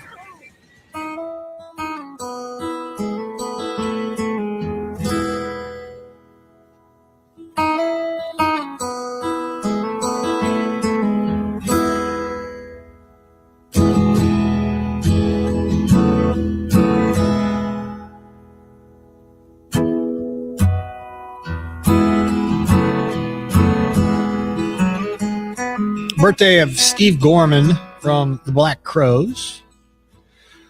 About 30 more minutes left in the show before we hand you off to the Pulse. Pat, coming your way from 2 to 4. Before we get to old Jack Young, the Chiefs and Rams did battle in a preseason game in KC this past weekend, I should say. The Rams won that game 20-12. Chiefs were forced to settle for 4 Harrison Butker field goals. But as Jack and I alluded to in hour 1, Jack brought it up, that Garrett Nussmeier was a bright spot.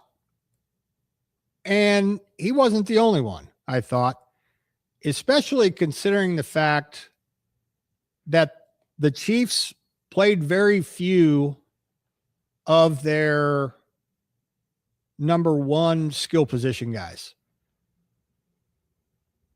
There was either very little or none of Patrick Mahomes, Travis Kelce, Rashee Rice, Worthy, any of the headliners. Very few of them saw the field, except, of course, I guess if you're into punters and kickers, which I kind of am, but they basically don't have anybody else. So the punters and kickers are really the only ones that are going to stay in there for any length of time.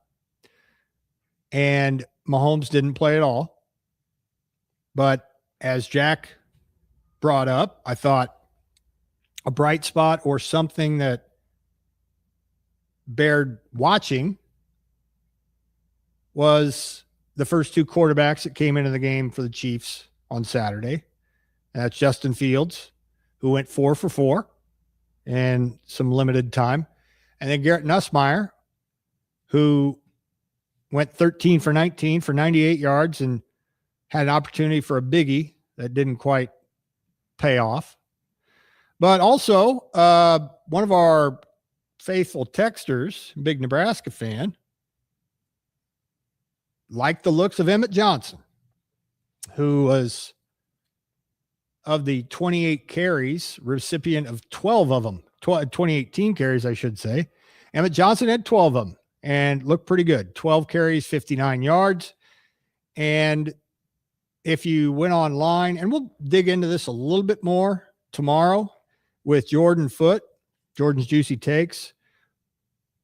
Yards after contact, tackles broken, forced tackles missed, whatever the stat you want to describe it as.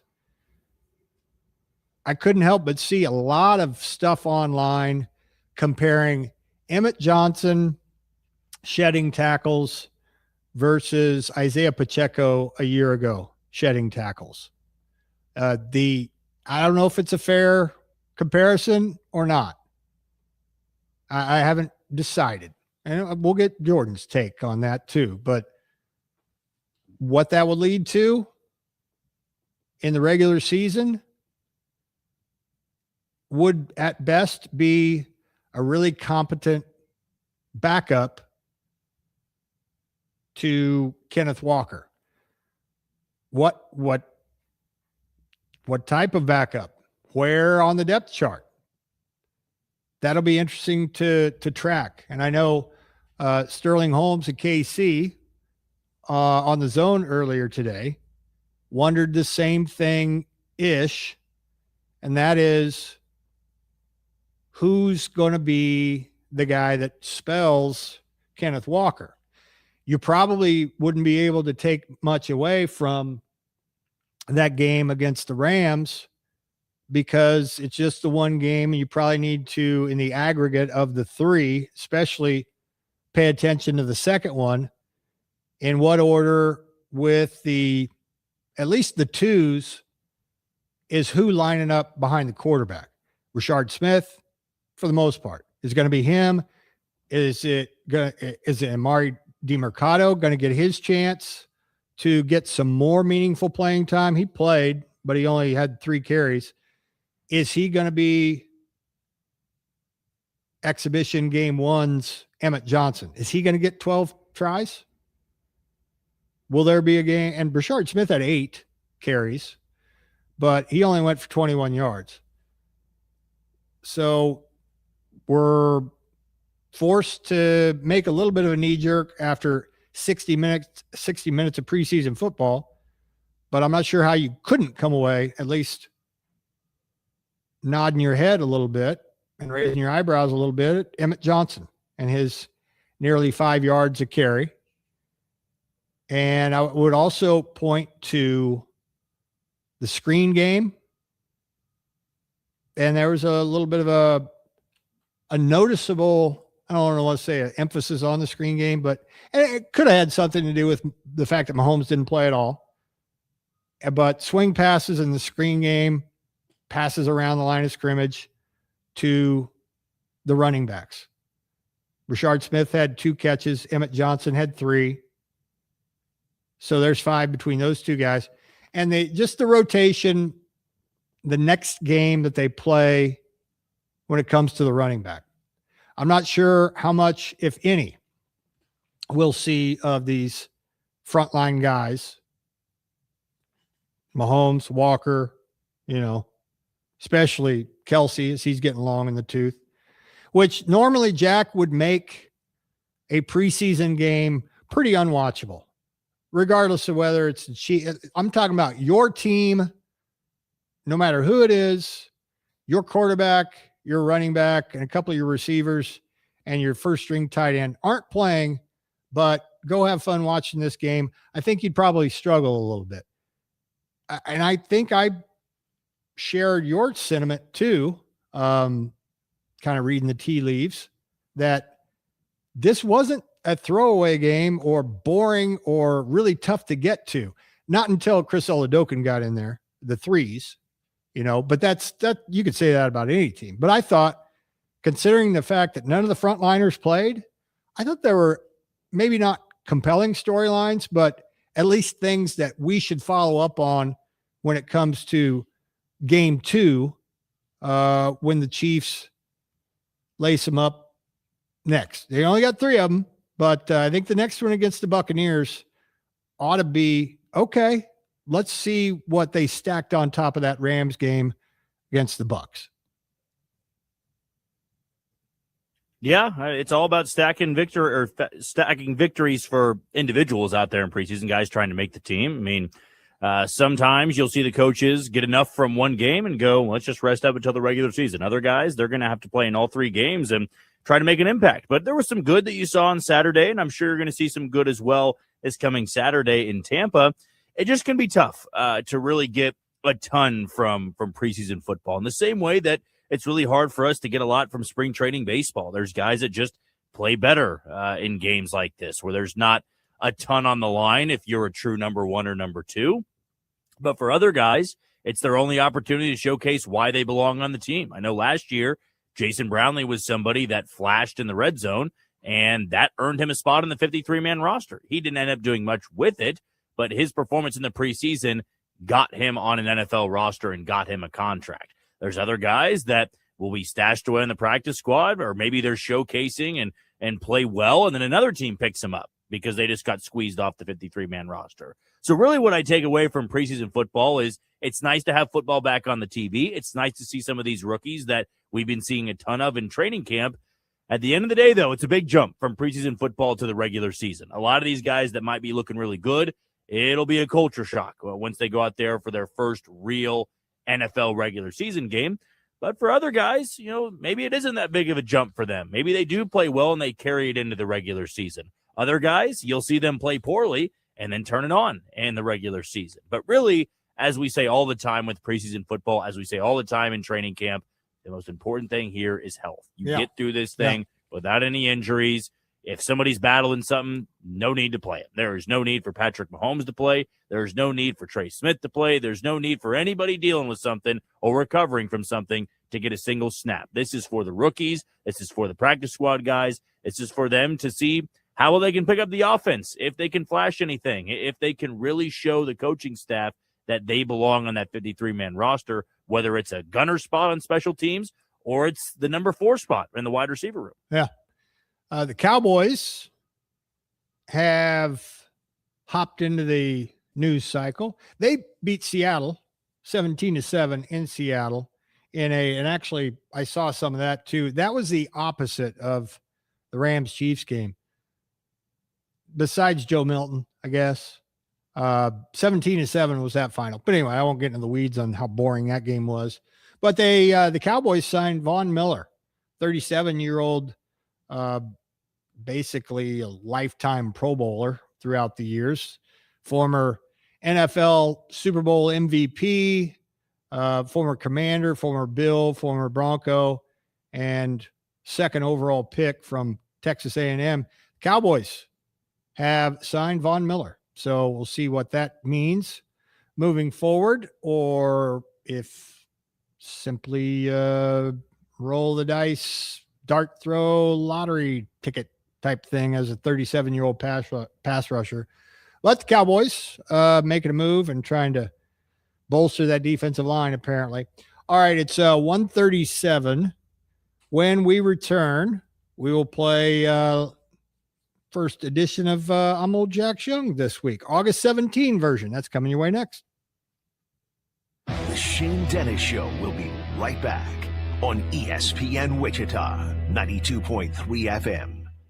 Beat the heat and win cool prizes at Crosswinds Casino. On Thursdays in August, we're drawing winners every 30 minutes from 4 p.m. to 9:30 p.m. to score $250 in wins played. Then at 10 p.m., one very lucky player wins $500 in wins played. And the winners with the new Club Wins app get an extra $25 in wins played. Swipe your Club Wins card Sundays, August 2nd through the 23rd for a 5x entry accelerator. Beat the heat only at Crosswinds Casino. So close, so fun. Go Hog Wild, Pit Barbecue. Hog Wild, get some for you. It's hard to choose a favorite at Hog Wild Pit Barbecue, but Terry Caldwell, Hog Wild partner and general manager in Wichita at Maple and West Street, thinks that's an easy call to make. It's got to be Hog Wild's award-winning ribs. Our ribs are so good because we only buy our meat from those who share our high-quality standards. We also hand-rub each slab with our famous seasoning blend. Then, Hog Wild ribs are slow-smoked over hickory each and every day for flavor and tenderness you're going to keep coming back for. Are Hog Wild signature ribs your new favorite? Order online at GoHogWild.com. Hog Wild Pit Barbecue, 6 locations in Wichita, also in Derby, Hutchinson, and Salina. Go Hog Wild, Pit Barbecue. Hog Wild, get some for you. But don't be late, we close at 8. The U.S. Treasury quietly released its official financial report for 2025. It appears by its own numbers, the U.S. government seems insolvent. It's reported that the Treasury shows about $6 trillion in assets and over $47 trillion in liabilities. Add it all up, and it looks like the U.S. owes more than $130 trillion it doesn't have. If that were a family, they'd earn $52,000 a year, spend $73,000, and already be more than $1 million underwater. Any accountant would call that insolvent. So how does the government fix this? It can print money, which erodes your purchasing power. It can raise taxes, or it can cut benefits. And none of those can help to protect you. That's why many people who have something to lose move part of their savings into physical gold and silver, assets that can't be printed, defaulted on, or voted away. Call Monetary Gold at 877-NOW-GOLD for their complimentary gold and silver guide and a no-pressure conversation. That's 877-NOW-GOLD. Call Monetary Gold now at 877-NOW-GOLD. Do it before the next headline, not after. Performance may vary. You should always consult your financial and tax professional. What do people with blindness or low vision need to live to the fullest? Just ask them. It's skill development, scientific breakthroughs, knowledge-based jobs, and the same opportunities as everyone else. When you give to Envision, whether it be your time, donations, or your engagement, you make it all possible. That's because at Envision, they don't focus on the disability. They value the ability. They choose not to envision a world without sight, but to envision a world where people who are blind or visually impaired are empowered to reach their full potential. Learn more at envisionus.com.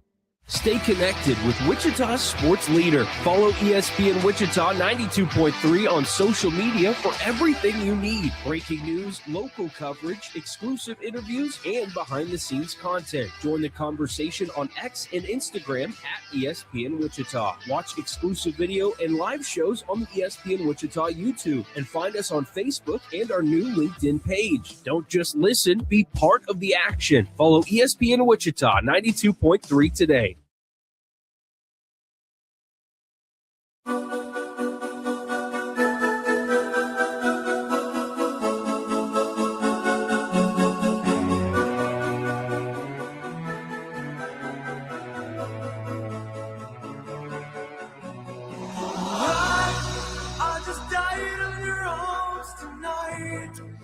I'm old Jack Young. Really good day for birthdays for old Jack today. Back into the fold. August 17 version. Pat's here. Pulse coming up.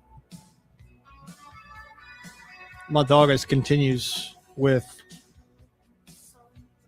80s, 90s, maybe one-hit wonders, maybe not. Some combination of that.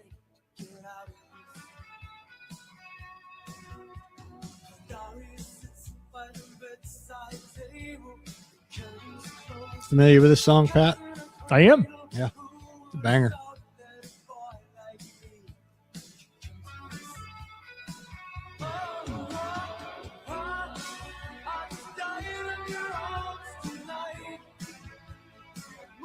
Jack, you like this song? You're an old soul. Yeah, I think it's pretty good. Okay. Jack, be completely honest and say none of your business if you want, but where were you on Friday? I forgot. Wedding. Okay. Thought so. Called it. Yeah. He's at that age, like you and I talked about. Every other weekend, these guys are going to weddings. Welcome back. Glad to be here. How was the wedding? Glad to have you. It's good. Good time and very beautiful, very extravagant. But yeah, you guys are right. There's a lot. It's wedding season. It kind of feels like it's always wedding season, but that's why I try to give you guys as much of a heads up as I can. But even then, I can't remember if I said it this time, but it's like I'll send it a month out or something. It's like, where are you going again? Which day is it again? Yep. I at least write down the days. I forget what the reason is. I try to tell them, write it down on that big calendar you guys got in that studio. I got one right in front of me. There you go. So if Pat ever wants to peek at it, he's more than welcome, because I got Deebs 20th and 21st, correct? Correct. He's excited about it, too. Of August? Said it's been too long. I heard him today pitching in on the zone for a minute. So, yeah. So Jack's out again this week? Fair enough. Yep. Somebody else getting married. Yeah. This is Cutting Crew. There you go. What other songs did Cutting Crew do? None like this. None like I Just Died, parentheses, in your arm. There's a parentheses in this song title, too. I forget exactly where it goes, but that was a real hit back in the day on the charts. Oh, they put it in front. They go, I just. Oh, gotcha. Top 30 on the list for this website. What, best one-hit wonders? Best one-hit wonders. That's pretty high praise, top 30. It is pretty good. English band. I've been in love before. It's one of their songs. songs. I stand corrected. U.S. Top 10. Yep, I was okay. Earned them a Grammy nomination for Best New Artist in 1987. Put some respect on Cutting Crew, Shane. Jerk. They had lineup changes, a hiatus in the 1990s. Of course. Band revived in the 2000s. What was that? Been in love before?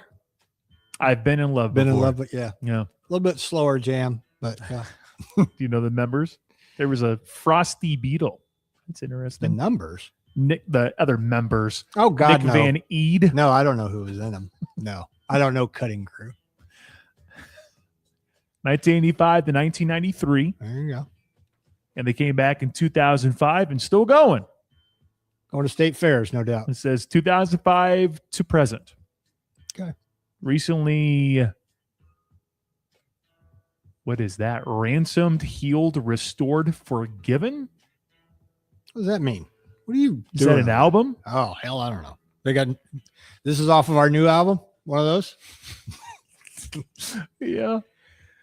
Good stuff. Anyway, really good birthday day for you, Jack. I like your chances here on August 17. We'll start with Tyrus Thomas, who's 40. Former Bull, Bobcat. Okay. Same day, same year. Also 40, Rudy Gay. Former Grizzly. Yeah. Did he also have knee issues, Rudy Gay? I cannot confirm nor deny that. I don't know. D. Brown, 42. Baseball. No, but I see why you say that. This is the 2005 Sporting News National Player of the Year basketball player, D. Brown. Not the Royal D. Brown. Right, not him.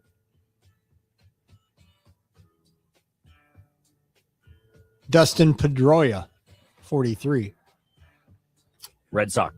What's he doing nowadays? You might know. Is he in anybody's booth or I don't think so. at anybody's desk or just living the good life, maybe? Did you know for like the first 10 years of his career in Boston, David Ortiz thought his name was Petey? Petey, yes. And so when they announced his name in the start, which I don't know how true that story is because he would have played in so many games, they said leading off the second baseman, Dustin Pedroia. Right, yes. So he clearly went, Good so he's like, catch. why are they calling him Dustin? Because it ain't that. I did hear that story. I want that to be true and not just a bit. But Antoine Randall L., 47. Always had good intros on Sunday Night Football, but football. Also true. Also, didn't he get some high praise from Ben Johnson recently? Because then he called plays for the Bears, I guess, in preseason, and Ben Johnson's like, yeah, this guy's going to be a head coach one day. Wow. High praise indeed. He's an assistant head coach and wide receivers coach. So, yeah. Good on him. Up and comer. Keep your eye out. Jorge Posada, 55. Yankee. Yep. 5-time All-Star. You know what we forgot to talk about during the Chiefs and Rams recap? What's that? Is one of my favorite pastimes of preseason football is like in the fourth quarter when you got those no-namers out there just bashing on him. I'm like, God, that guy sucks. It's like, well, that kind of checks out. He gets a holding call. I'm like, God, get this guy off the field. He's really terrible. Chances are he's probably not going to make the team. Right. So, yeah. Yeah. That one drive they had where there was like 5 penalties calling back big-time plays. Mm-hmm. I believe 2 or 3 of them were on the same fella. Niagara, I believe was the last name. Also, I'm a football fan. I got no idea who that was. even though it was preseason football, didn't you think Ty Simpson and what's his name looked pretty good for the Rams? He did. I thought they both did. Yeah. Too bad Sean McVay hates his guts. Keep smiling. Go Cactus. Sleephead. Dumbest Oop smart to kid you. I know. Oop to you. I didn't see the trucks. Ed Cunningham, 57. I'll accept two different football. answers. Yeah. Yeah. Former player, and now he's a broadcaster. Yeah.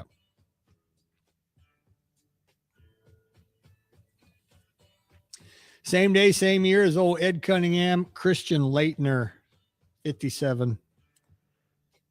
Puke Blue Devil, Minnesota Timberwolves. I hate Christian Leitner. It's the name of a 30 for 30. Top 5, 30 for 30. It is really good. Yep. Angola, New York.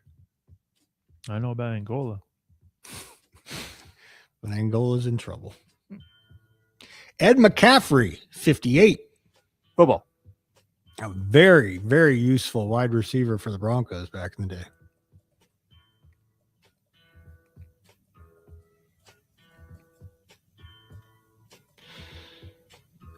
Dottie Pepper, 61. Dottie's a girl. This is non-Big Four. Ooh, tennis. Golf. Ah.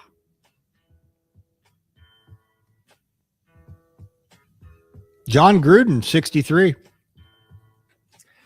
I like listening to him on Barstool nowadays. He's just such a brilliant football guy. Does anybody have any idea how he did in that preseason game as play-by-play guy? He got the chance. No idea. Yeah, nor do I. I'd be curious. Little spider 3-wide banana. See, I feel like him for play-by-play would just be so tough because I feel like he'd get right going down memory lane, Yeah. talking about this, talking about that. And doing his analyst job for him Mm-hmm. without being quiet and letting him Yeah, talk. you could It was really a good just booth, though. you could just put him in the booth and have no one around him. You'd probably be okay with it. You'd be fine. Also a big fan of the Shockers. Remember that? And Pitt State, the Gorillas. That's right. They're at we ran into them in New Orleans, Super Bowl Radio Row. How big a guy is he? Not that big, but not small. Not small. Okay. Nope. He was doing his morning walk in San Francisco this past year, bright and early. Okay. Just walking around. Speaking of the size of the coaches, yes, saw a cool NFL film video the other day of it was like when Andy Reid was on Green Bay staff, and Mike Holmgren is such a large human being, was back then. But there's this really cool clip where Favre had they screwed up on some screenplay, and Andy Reid was going to take the fall for him, and so Holmgren comes steaming down the sidelines and is about to rip Brett Favre a new one, and Andy's like, That's on me. I sent in the wrong formation. He's like, why? Why is it you? And he's like, I just sent in the wrong formation. Were they lying? Yes, he was trying to take the fall for Favre. Okay. And Favre and Andy were talking before that. He's like, Favre goes, I just love you, Andy. He goes, well, you're going to love me a lot more when I'm about to get my ass chewed for this. Right. But Holmgren's just, gosh, he's 6'6". Dang, 300 pounds. Okay. Oh, he's not a massive. small guy. He's standing next to Andy, and Andy's dwarfed by him. So he's taller than Andy? I was going to ask. Oh, probably. And Andy's like 6'2", 6'3". Okay. So I'll send the video. It's pretty cool. But I'd like to just see it. you could tell he knows Andy's lying. He's like, why? Why is it you? He's like, wrong formation. I like that story. Boog Powell, 85.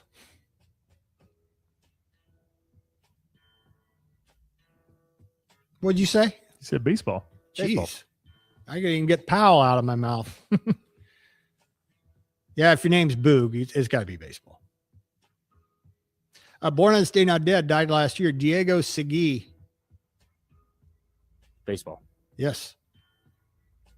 Father of David Segui, who was born in Kansas City.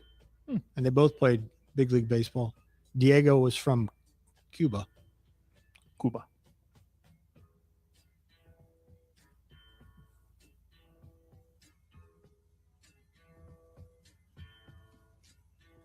Dying on August 17.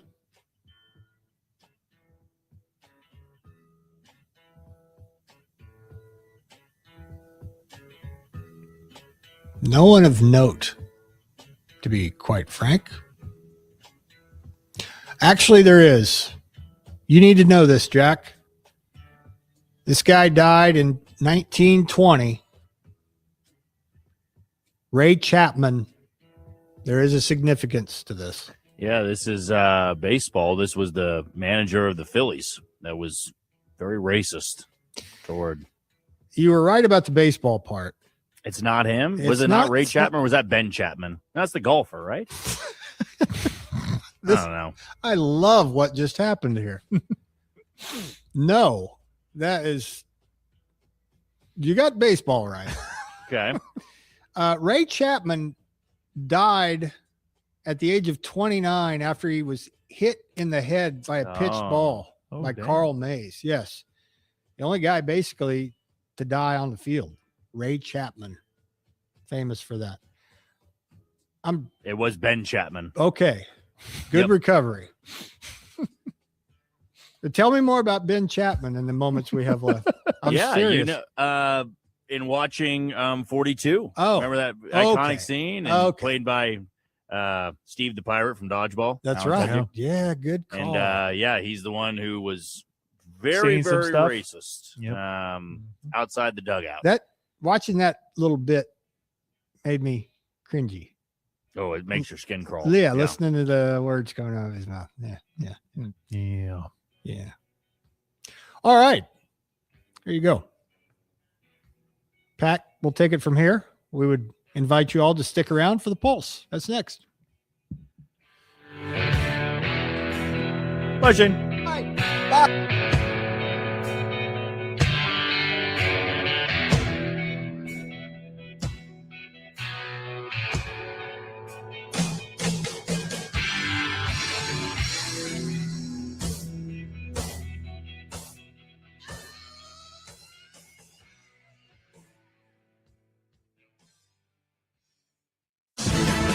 Wichita's sports leader.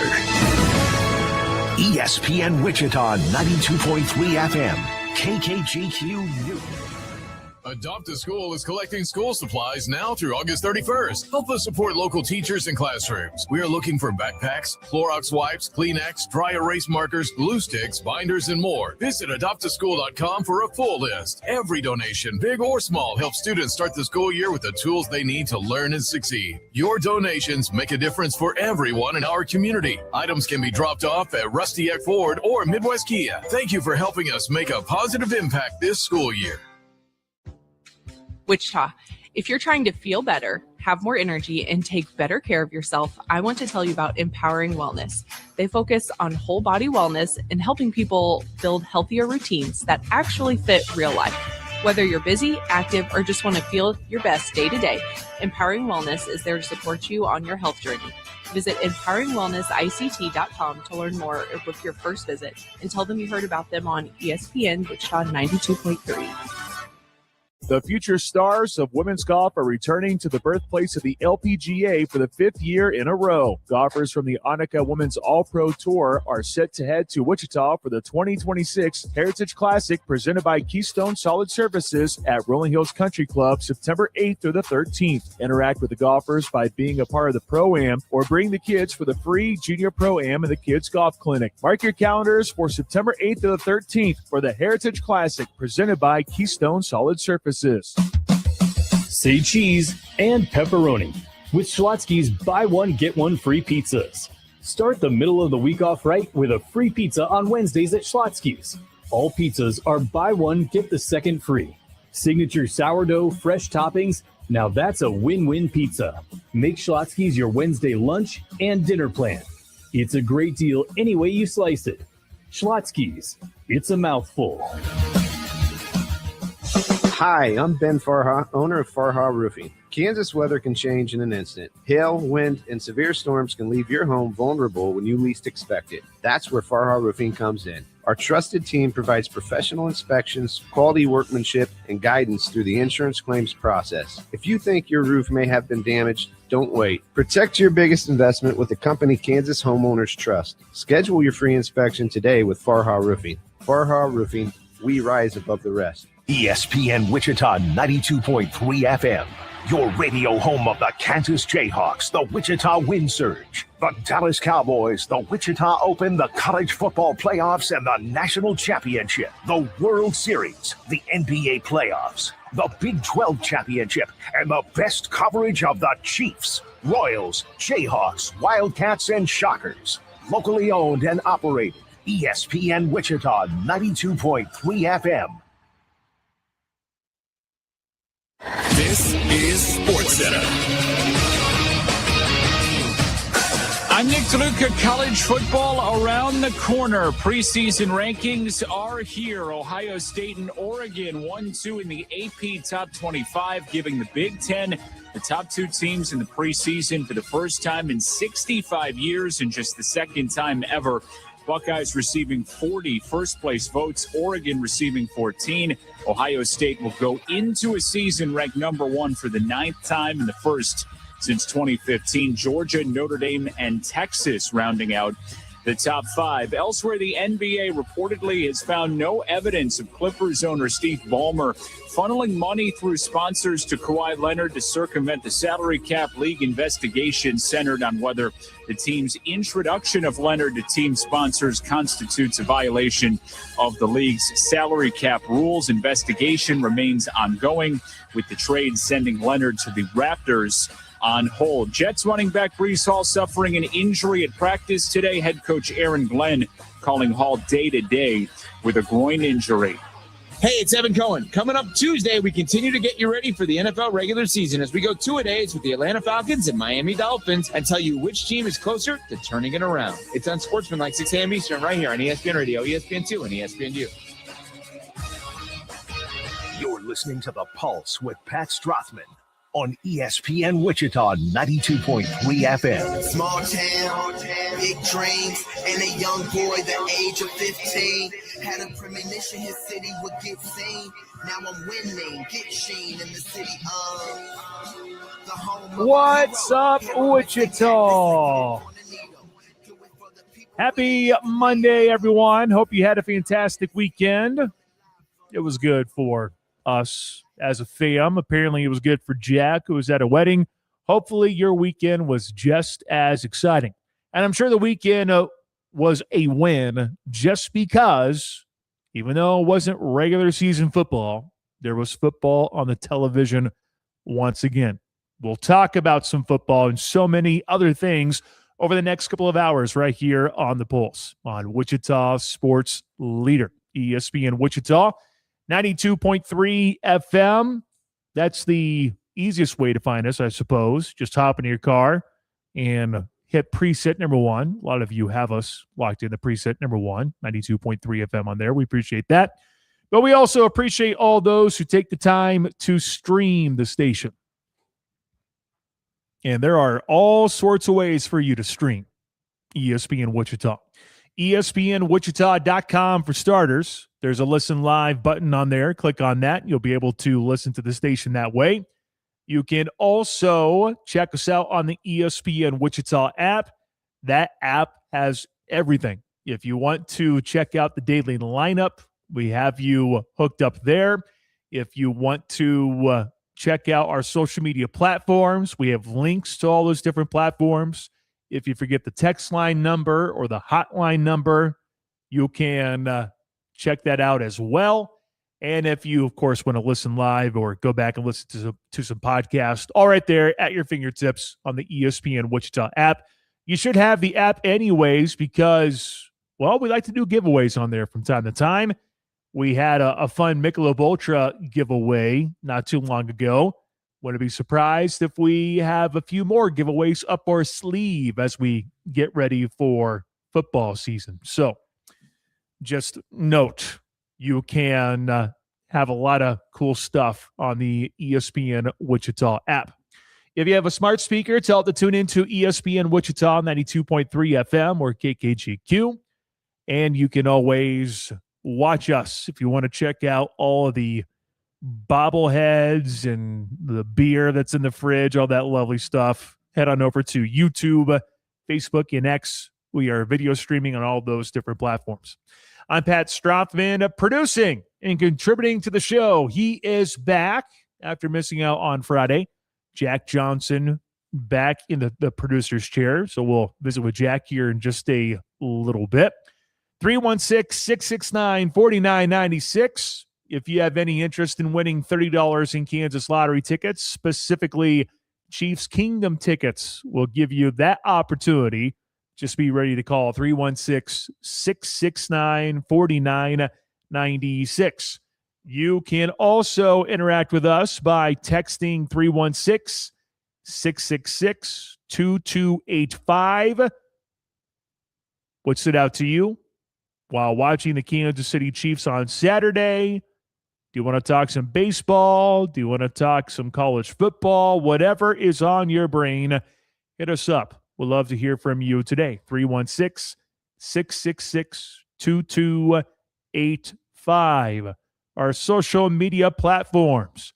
I just got done looking at all the numbers, and my goodness gracious, y'all. Thank y'all for following ESPN Wichita. Facebook, well over 12,000 followers now. Our Instagram page is approaching 3K. TikTok is well over 300 followers. Thank y'all for following us on TikTok. And we haven't really done too much silly stuff on there yet, like Shane dancing or me dancing, whatever it might be. So stay locked into TikTok. Maybe you'll see that happen from time to time. Those are all the different social media platforms. Check us out, give us a follow, and stay locked into your favorite team and stay locked into your favorite radio station as well. Here's the lineup for today. Coming up, yes, the Kansas City Royals. It's not a great season for Kansas City, but the Royals, maybe they have something with Noah Cameron being out there. We'll discuss what he was able to do over the weekend. We'll get to our Beast of the Week at the very end of hour number 1. In the second hour, top 25 poll is out for college football from the Associated Press. And I feel like that's the one that really matters most to a lot of people. Does Kansas State get a vote? Kansas and Kansas State, who do the Wildcats and Jayhawks face that are in the preseason top 25, maybe receiving votes? We'll get into all that coming up in the second hour.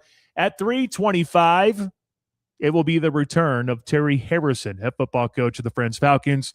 He will be in studio coming up at 3:25. We'll have all sorts of fun with him. What this past offseason was like for a team that ended up losing last year to Benedictine, just so close to going to the semis. They have done such a magnificent job over the years. What does it look like for 2026? We'll get into all that with Coach Harrison coming up at 3:25. And then at the very end of the show, we'll do a Mount Rushmore Monday. Jack will pick a topic, and we will have some fun. We will pick our Mount Rushmores when it comes to said topic. That's what we got for you today. It is August 17, 2026. Thank you all for joining the show. Hope you had a terrific weekend. Seriously. I know this past weekend it was a fun one just for me and my fam. Really a lot of family time, which I am A-okay with that. Hopefully you had a chance to soak up the remaining days of summer, I suppose. Some of you gearing up to return to, or your kids set to return to school. Maybe you're rejoicing for that. I don't know, but hopefully you had a chance to enjoy yourself this past weekend. Well, it was a thing of beauty, even though it wasn't a thing of beauty on the football field, but we at least had football on the TV screen once again. Didn't see Patrick Mahomes out there on the field. Also didn't see some other Kansas City Chiefs players as well.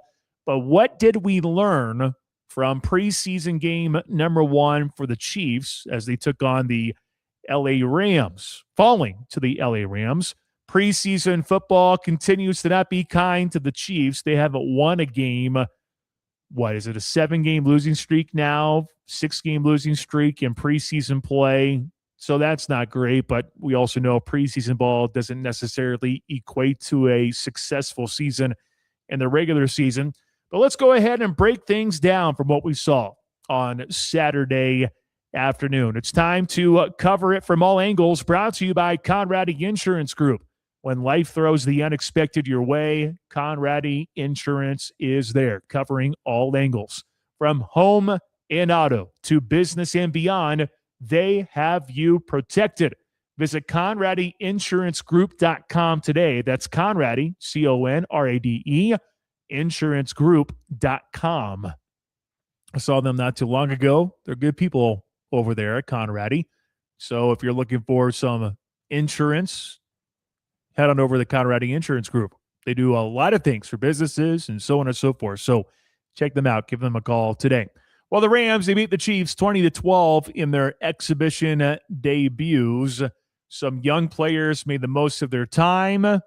If you could spot them between the flags, the amount of penalty flags that were out and about on Saturday, that's what preseason ball is all about.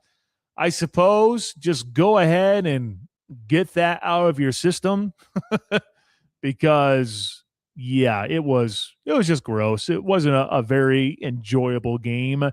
But here's the thing. It's never really about the game itself in terms of who wins, who loses. It doesn't matter how many yards are really racked up by a particular team, how many points are scored. It's just more so about some of those guys going out there and showcasing what they can do. Some doing it for the first time being rookies, others trying to either tighten their grip on a position battle that they are winning, while others are trying to work their way up the two deep. And the one thing I told you about on Friday, the one position I was most curious to watch is seeing backup quarterbacks really for the first time for the Kansas City Chiefs. Not saying Patrick Mahomes hasn't missed a preseason game before. He's been involved in some fashion, but certainly not playing this past weekend.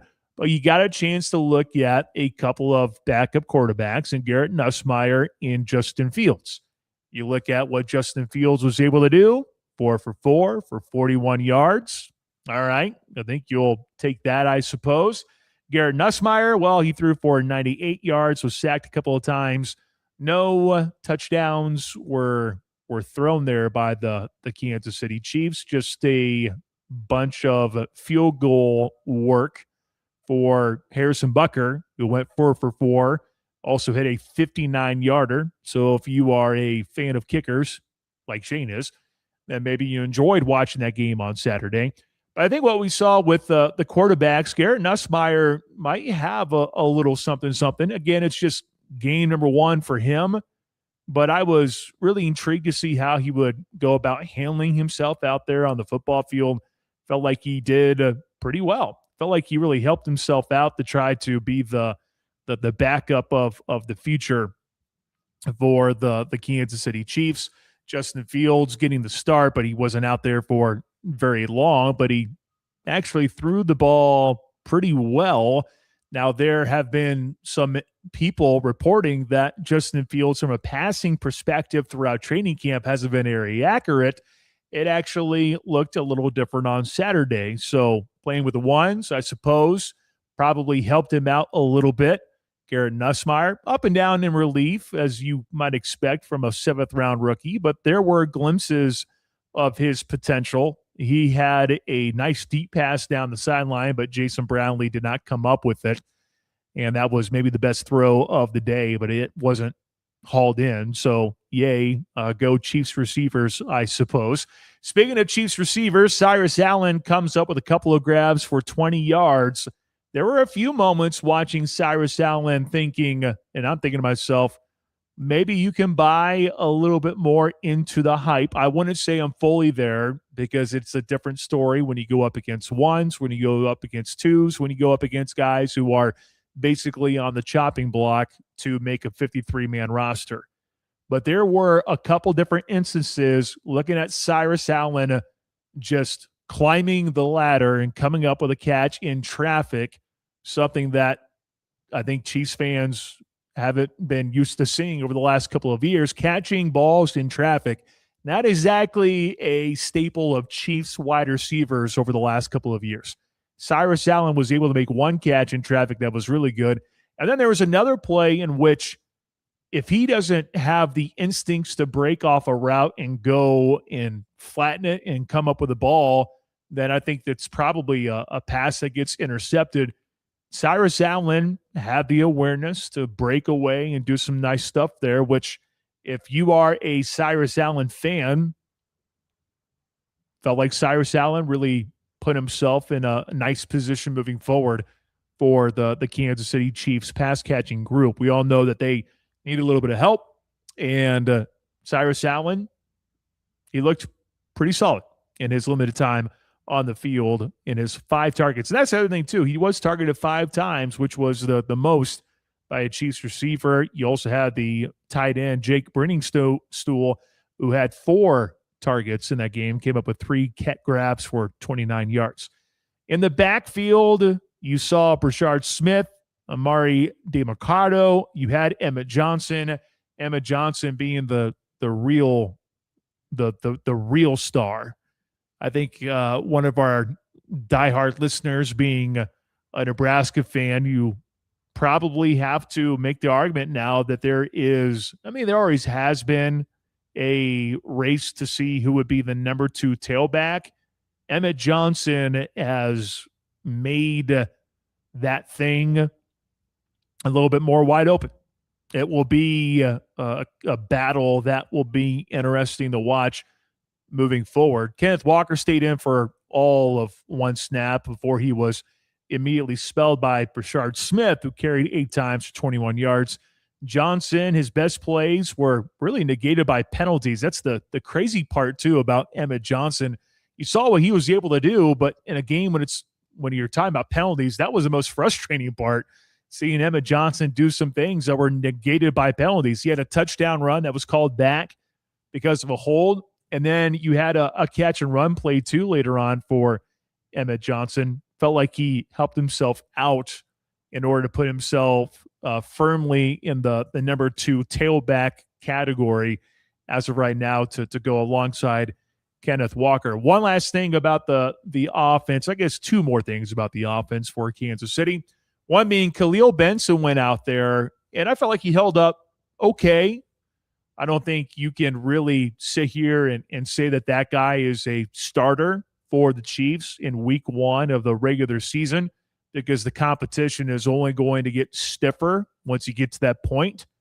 But for the most part, for a guy who was a rookie camp invitee, he held himself up pretty well, which at this stage, it's not necessarily about can he be a starter, but more so can he go about adding depth for this Chiefs offensive line, which will need plenty of it to make sure, just in case if an injury happens, you have someone who can plug and play. Like, for instance, him filling in for Trey Smith.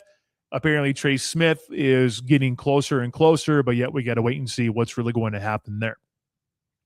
And another thing about the offense, I don't know if it's because of Garrett Nussmeier or Justin Fields or Chris Oladokun, but you saw the screen game. You saw the screen game. In the first series, there was a screen to Brashard Smith, turn it into 8 yards and a first down. You're talking about running backs catching the ball for screens. Mostly when you have a Chiefs offense, they like to do screen game in other ways, but I don't necessarily think that you're highlighting the tailback. You saw Kansas City go back to that a little bit, which, again, you're not going up against the best of the best from the opponents in the LA Rams, but it is something to note as we see them develop things. And who knows, maybe this is all a ploy too, because here's the other aspect. You try to keep things really vanilla. You don't want to show the entire playbook. So you could probably just keep it nice and simple in the screen game and call it good. But to see that, to go with Kansas City going under center and handing the ball off, that is a development that would speak to what we've heard with the return of Eric Bieniemy, with the fact that the Chiefs went ahead and put so much of an investment in Kenneth Walker III, and looking at some of these other tailbacks, to see that commitment seems to be encouraging. It seems to be encouraging. All right. So make note of that for the Chiefs offense. Now, we say all these things about the Chiefs offense, yet there was no touchdown on the board for Kansas City. So it's hard to really get excited about the Chiefs offense. But a couple little nuggets, and that's what you got to do in preseason ball. You have to cut through some things in order to go, all right, what do we see that was good? What do we see that was bad? So on and so forth. I just want to highlight all the good because I feel like the bad, we could get on the defensive side of the ball and tell you more about the bad over that way. So the bad, and I don't think this is going to be a theme moving forward, but you have a guy like Peter Woods, who we mentioned is an individual who had been standing out in training camp. And you hear all these things about what he does when it's one-on-one drills. He didn't exactly stand out on Saturday. He was double-teamed quite a bit. Felt like the Rams kept things pretty simple.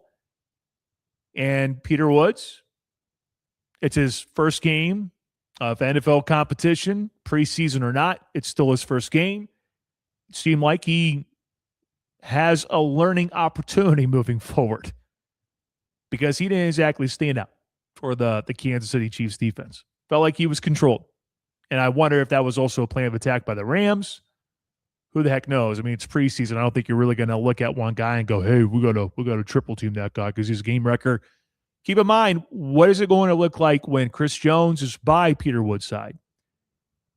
Felt like Peter Woods was really being exposed a little bit in the rushing attack, which is why I'm going to keep an eye out on how Kansas City goes about using him. Peter Woods, when he was drafted, the one thing that stood out was this guy can get after the quarterback. Hey, that's great. More pass rushing help. That's exactly what Kansas City needs. You have Tonga, who can also be a big run stuffer up the middle with his size. You will see the defensive line have different pieces that get worked in and worked out. One might be more of a rushing guy. One might be there on third downs. That might be the current situation for the Chiefs to try to figure out the number 2 defensive tackle spot. R. Mason Thomas showed some pop. I'll make that another positive for the defensive side. His ability to get to the QB and his speed, I think you really have to enjoy what you saw there. He's got a quick first step. The real concern will he be overmatched? But I do think there was enough to like there to go R. Mason Thomas. He was one of those guys that really stood out. R. Mason Thomas, especially right off the bat, he drove an offensive tackle into the backfield. Stetson Bennett had to have a quick throw that Jaden Hicks nearly intercepted in the end zone. Maybe not necessarily sacks. That's the one stat that everyone will look at for the Chiefs. They got to produce more sacks, but more so just pressure just overall. Kansas City wasn't good at pressure. R. Mason Thomas showed that he can get himself to the QB. So more so about R. Mason Thomas than probably Peter Woods in the preseason opener on Saturday. But those are some things I liked. Really not a whole heck of a lot to sit here and really dislike. We can sit here and nitpick some other things, but overall it was preseason football featuring a lot of flags. Not exactly ideal. Not exactly ideal. But there were some moments. I think some players really helped themselves out. And one thing that is very well known for 2026, in order for Kansas City to get back on track, some of these young guys are going to have to produce. Brett Veach has to be able to hit on some of these guys in the NFL draft. Cyrus Allen, so far so good. Peter Woods didn't have a great day on Saturday, but primarily has been good in training camp. Mansour Delane, we still don't know. Jury's still out on him. We still have to get an extended look at him to see if he's truly a top 10 pick guy or just a fringe top 5 pick guy from this past NFL draft. You look at Emmett Johnson. Emmett Johnson had himself a pretty solid day. And then not even an NFL draft, but Khalil Benson to be able to find maybe a diamond in the rough. Maybe that could be a good piece for the Chiefs moving forward. 316-666-2285. Nice to see Bucker hit a bomb for a field goal after a rough year last year. He went 4 for 4, 59-yarder. Like I said, if you are a kicker fan, you were probably in love with what you saw on Saturday. Corey chiming in. What's up, Corey? At least I'm pretty sure this is Corey. What about that crossbody throw? That was Mahomes-esque. Also, Cyrus being compared to Puka as a solid comparison. Yeah, see, this is where I try not to go into the comparison game. I try not to because at the end, these are guys who have a long ways to go. There are so many comps. I know we have Thor Nystrom who comes on the show every year for the NFL draft, and he gives us all these different comps. It all sounds good. It sounds exciting. But do they really live up to that? That's a whole other story. So I'm going to pump the brakes a little bit. But for sure, there were some things to like from Saturday. Jack, you were probably preoccupied. I don't know if you had a chance to watch it or not, but anything stand out about preseason game number 1 for the Chiefs, or were you too busy celebrating wedding on Saturday that you couldn't watch it. I thought you saw some good things from the rookies out there. I mean, Cyrus Allen had a couple of big plays. Our Mason Thomas had some good snaps coming off the edge. Though Peter Woods wasn't as active, I thought there were some good moments for him. And these are guys that you want to see show some potential, so show some flashes in the preseason, because we know those guys are going to be called upon very, very early. And now really the only other question I would have with the guys that are going to get snaps this year would be, what does Mansour Delane look like? Is he going to play on Saturday? Is he going to play in any of these preseason games? Now that he's got the no contact jersey off, then you should probably anticipate him getting some run this coming weekend. And I'm sure that's what the coaching staff is looking for as well. What can these rookies do? How do they fit? And if what they're showing in St. Joe is going to translate to any type of game, whether it be preseason or the regular season. So even though it was a loss 20-12, I think you saw some really good things from the rookies on Saturday. And that's the big development that you want to see. You want to see that development, and it needs to happen for Kansas City to get back on track in 2026. 316-666-2285. Chiefs fans, what did you think? Who stood out to you? Who would you like the most? Who would you like the least? Feel free to hit us up, and would love to relay your thoughts on what you saw in preseason game number 1 for the Kansas City Chiefs. All right, we're off and running on a Monday. We have Kansas lottery tickets to hand out at some point. Stay tuned for that. We'll give you an opportunity to win those at some point. We have Terry Harrison, head football coach of the Friends Falcons. We officially kick off our weekly Friends Falcon segment at 3:25.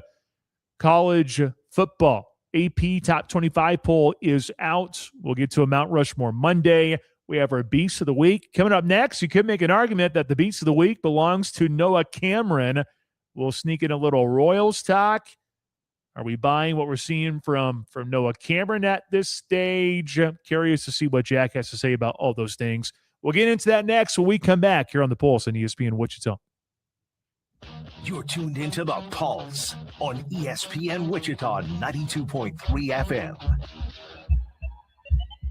When your network goes down, your business stops, and so does your revenue. ImageNet Consulting's managed IT keeps Wichita businesses running with backup disaster recovery and dedicated VCIO support. Visit ImageNet.com. The secret is out. With millions of younger-looking customers across the country, Plexiderm is one of the most highly sought-after products on the market. It visibly shrinks under-eye bags and smooths out crow's feet in minutes, and the effects last up to 10 hours. Influencers love it, magazines feature it, and people just can't get enough of it. As a matter of fact, Elle Magazine gave it an Editor's Choice Award as Best Instant Wrinkle Filler for 2025. In as little as 10 minutes, Plexiderm reduces the appearance of fine lines, wrinkles, and those dreaded under-eye bags. So yes, you can look years younger in minutes, and the effects last for hours. No surgery, no gimmicks, just results. The best news, you can try Plexiderm for only $14.95. Plus, get free shipping. Call 1-800-598-6439. That's 1-800-598-6439. Or visit Plexiderm.com/trial.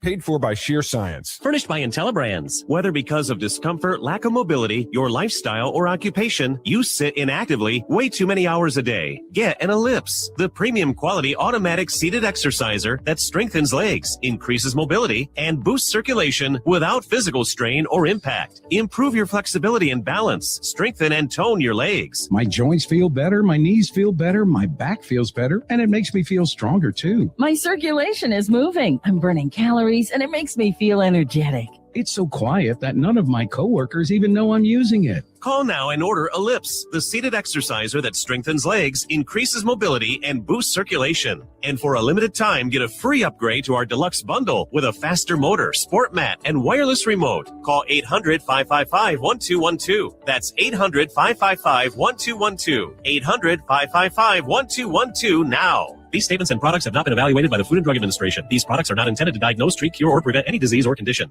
Hi, this is Brian Davis with Davis Liquor Outlet. And this is Blake Davis with a deal on Bud Light 12-pack 16-ounce, just $13.99. And for you wine lovers, 90-plus wines, 750 ml, only $9.99. Davis Liquor Outlet. Each store independently owned and operated. Neighborhood locations with superstore prices. The ESPN Wichita app is available now for both Android and Apple. Go to your app store and download today. All you have to do is search ESPN Wichita and take the station with you. Where was the wherever wedding you at? go. Was it in KC? While you're there, find podcasts of your favorite shows. Sign up for our app-only contests.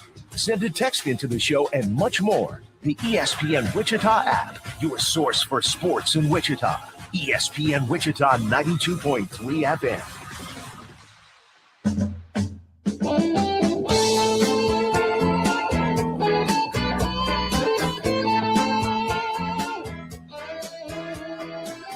All right, welcome back. Coming up next, we have our Beast of the Week. Hour 2, lots of college football talk, specifically from the NCAA and NAIA ranks. We'll get into that coming up in hour number 2.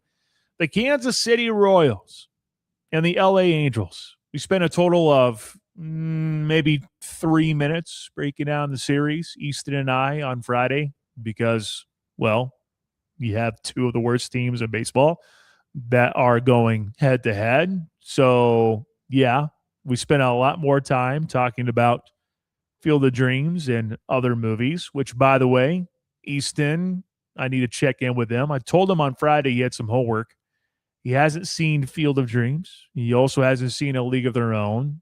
He had some homework to do. So we'll have to check in with him at some point. Although we're going to have Deebs this week. Jack is in for the day tomorrow and Wednesday, and then we'll have Deebs on Thursday and Friday. So I guess we'll have to get his thoughts on maybe some baseball movies. But anywho, Jack, real quick, before we dive into what we saw with the Kansas City Royals over the weekend, Royals, if we do have a 2027 season, I do throw that out there because that's still very much a possibility. Might not have baseball. I don't know for the entire season, but might not have baseball for at least a little bit in 2027. What about the Royals playing in the Field of Dreams game? Does that really get you going? Get the blood pumping? Oh, yeah, I think it's a really cool thing, and the Royals and Red Sox will be a fun matchup depending on what the Royals do, of course. But, yeah, I mean, I think it's a really awesome venue. I know we talked about it last week, and I was kind of hoping that, they do either the same teams every single year or do something a little bit different. So that does kind of go against the point. But since it's a team I root for, obviously you'll be more engaged into it. But, yeah, I've always kind of thought with the Field of Dreams game, it needed to be the Yankees and White Sox every single year just because that's what it was in the movie, but certainly not going to turn down the opportunity to watch the Royals play in Iowa next year. Did you see what the dollar amount was for average for a ticket to watch Field of Dreams? I'm sure it's either north of 1,000 or close to it. I think I'm trying to remember what Easton said, but it was high. It was pretty high. So yeah, do that with that information as you will. Well, I guess not only just Noah Cameron really stood out over the weekend, but you also have Jack Caglione. I actually just got this from a texter, 316-666-2285. And Jack, I'm sure you probably have thoughts on this. Someone was asking about an extension for Jack Caglione. I'm still probably in the category of not pulling the trigger. I know that the moves now in baseball is you get your young talent and you sign them early, so that way you technically have yourself a better deal on paper. It's why Bobby Witt Jr. ended up getting a pretty sizable contract, and you see some of these other core pieces that the Royals have, but also look elsewhere in baseball. You see some other individuals get some big contracts as of right now, because in the long run, you think that you're getting yourself a steal. But also a 10-year contract, a 15-year contract, they actually go the full distance. That's a whole nother story. Jack Caglione has been terrific, Texter. I understand where you're coming from there. He's really broken out of his shell, which is great. I'd still would say I would want to wait a little bit more just to see. The one thing Lesky has talked about on a regular basis on this show is how well does he do with the highs and lows, which sounds like a baseball player to me. But I see the power. I think it all looks great. It's fantastic. I don't know if this would be a good time to do it. Not only that, too, but thinking about the money that's going to be shelled out in the offseason, a lot of that money is for sure going to be for guys who are going to come in and help this roster, and hopefully they're going to be able to compete in 2027. So it's fun watching what Cags does. It's been impressive. I don't know if I would say banging the table asking for a contract extension, or excuse me, a new contract for the future for the Kansas City Royals. Jack, maybe I'm wrong though. Is now the time? Do you think about it or no? You certainly got to think about it, I would say. I mean, if you don't give it to him this offseason, you probably won't be able to get that extension done. So it comes down to how they view Jack Caglione moving forward. Is he a part of this core? Is he a part of the future for the next 5 to 6 seasons? Well, then you might need to start thinking about giving him that big-time deal. But if you don't get it done this offseason, I put it at less than 5% that he's in Kansas City long-term. And so, J.J. Picollo and John Sherman, they have said he's a part of the core, and I view him as a guy that's probably on the cusp of having a big-time breakout season where you're looking at a 40-plus home run season. And the Royals understand that in having a guy like that is going to be pretty expensive. And he's not a DH only. He will be out there playing the field, and they're probably going to pay him like one that can do that. So I would say it comes down this offseason. They don't do it. You probably look at Jack Caglione in the Royals uniform for the next 3 or 4 seasons, but maybe they can get him a long-term deal so he plays alongside Bobby Witt Jr. for more than just, a couple of years. And we'll see if they can get the job done. I just look at so many other things that have to be really addressed, but we'll see. Nice thing is you're looking at a starting pitching rotation where if Noah Cameron is this type of pitcher, then okay, maybe Noah Cameron is one of those guys you can count on. Good thing that the Royals didn't trade him away, at least based on what we've seen so far. And ever since the switch of him going to, hey, I'm going to call my own pitches, seems to be working A-OK as the Royals yesterday get a 3-0 win over the LA Angels. Noah Cameron decided to go to distance. Only 1 hit allowed, 8 Ks and 1 walk. Yes, this is against the Angels. It's not like you're going up against Murderers Row, but still, pitching is hard. Baseball is hard. Still think that's pretty incredible what he was able to do yesterday. Since he's been calling his own pitches, it's been 5 games now.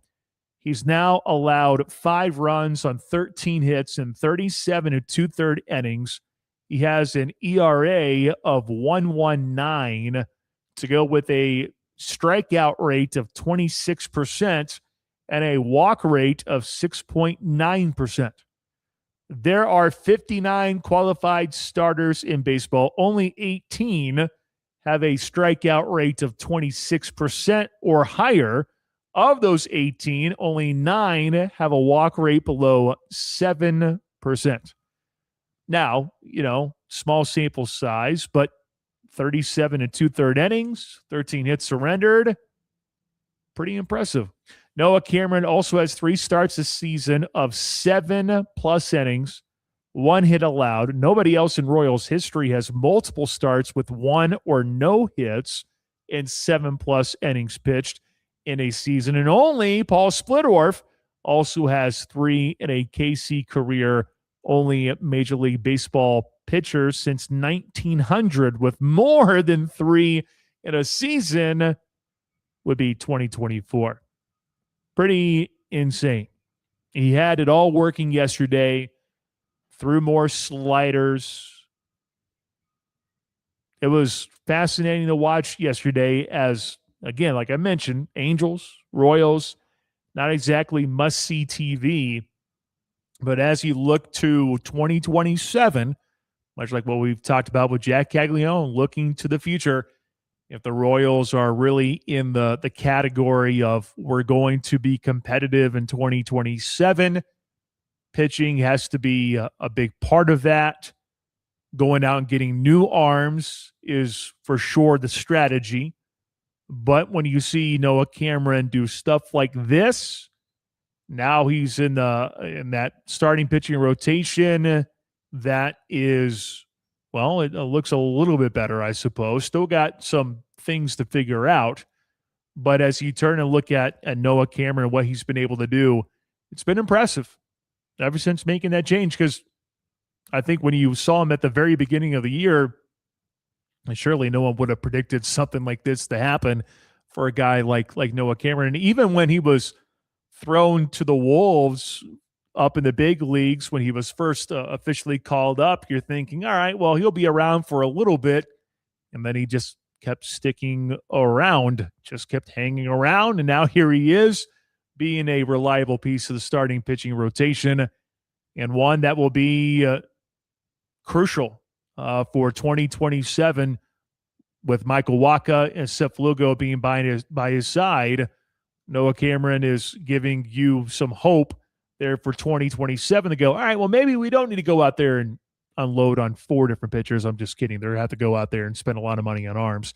But it's still a great development to see from Noah Cameron, who was flirting with a no-no, flirting with a perfect game. Really impressive from Noah Cameron. Now we will see what he does against the Detroit Tigers. When this run started, he will go up against the team that started this run. Tigers haven't been great against lefties.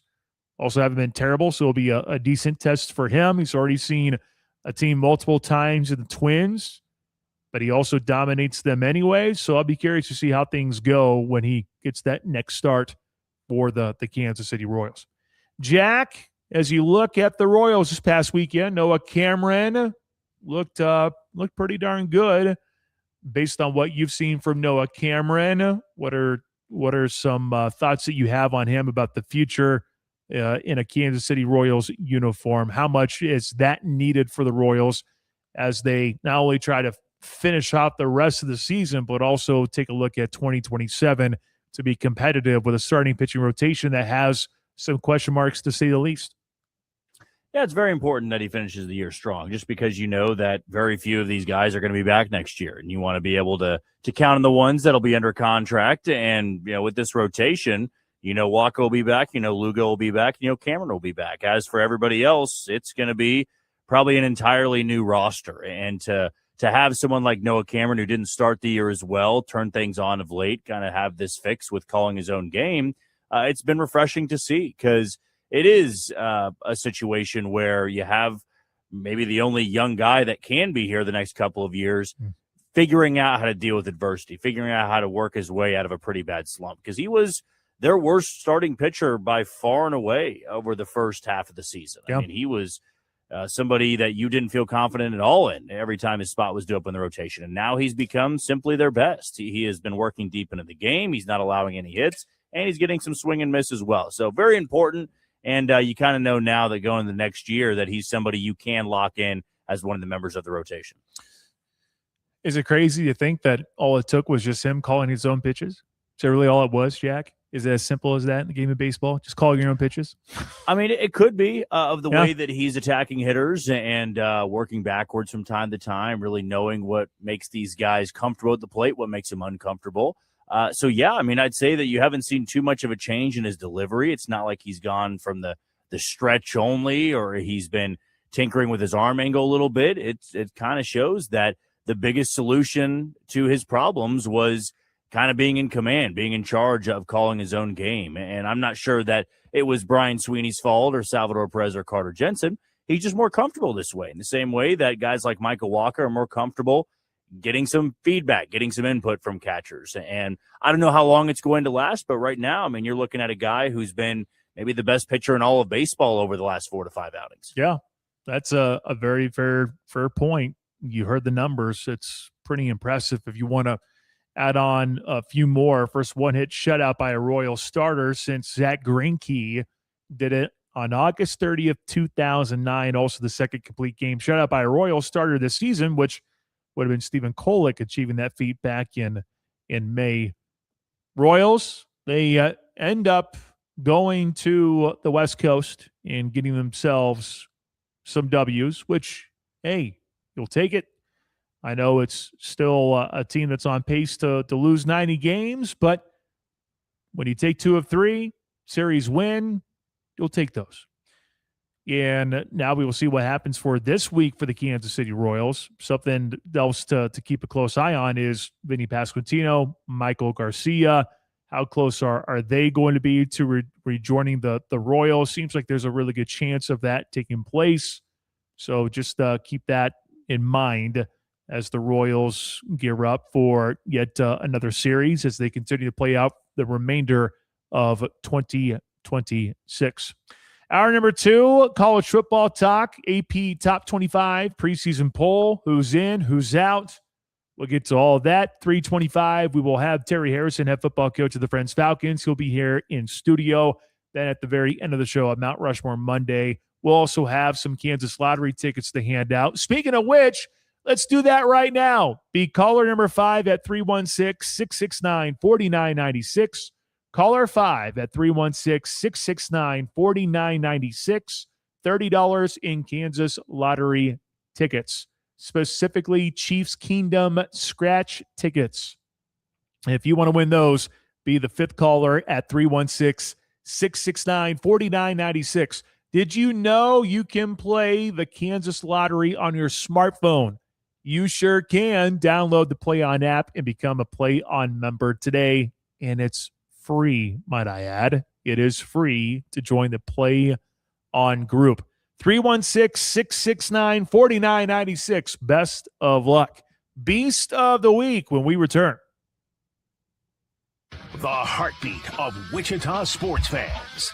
The Pulse on ESPN Wichita 92.3 FM. Beat the heat and win cool prizes at Crosswinds Casino. On Thursdays in August, we're drawing winners every 30 minutes from 4 p.m. to 9:30 p.m. to score $250 wins play. Then at 10 p.m., one very lucky player wins $500 wins play. And winners with the new Club Wins app get an extra $25 wins play. Swipe your Club Wins card Sundays, August 2nd through the 23rd for a 5 times entry accelerator. Beat the heat only at Crosswinds Casino. So close, so fun. Susan, it's so great to finally be able to get together again. Oh, it sure is. And I really appreciate you picking up the bill. I'm happy to. I've got the extra cash. Since we've all been driving so much more again, I've been using Get Upside, the free gas app that pays you cash back for every gallon of gas you buy. Wait a minute. Are you saying you actually get paid cash when you buy gas with the Get Upside app? Yes, up to 25 cents a gallon. Cash back every time I buy gas. Does that actually add up to anything? Some months I make $200 to $300. Wow, that's serious extra cash. I'm downloading the free Get Upside app now. Download the free Get Upside app now in the App Store or Google Play to save up to 25 cents a gallon when you buy gas. Use promo code MOVE for a 25 cents a gallon bonus on your first tank. That's up to 50 cents a gallon on your next fill-up. You can cash out anytime to PayPal or an e-gift card for Amazon and other brands. Just download the free Get Upside app and use promo code MOVE for a 25 cents a gallon bonus on your first tank. That's code MOVE.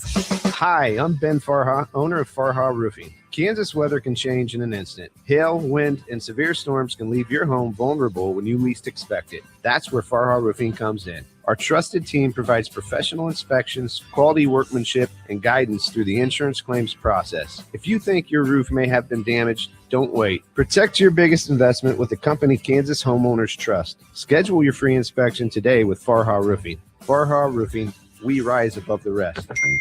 Do you want to be part of the show? Then text us at 316-666-2285. Send your hot takes, react to the biggest stories, and connect with Pat and Shane live on air. Plus, you could win prizes just for joining in on the conversation. It's fast, easy, and your direct line to Wichita sports leader. Text 316-666-2285 now and get in the game with ESPN Wichita 92.3 FM.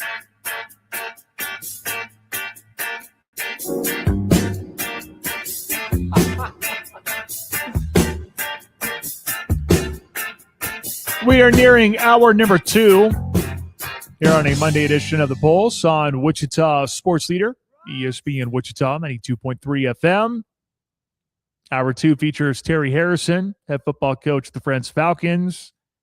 They have a blend of new and old faces, a new face at quarterback, new-ish individuals for the coaching staff.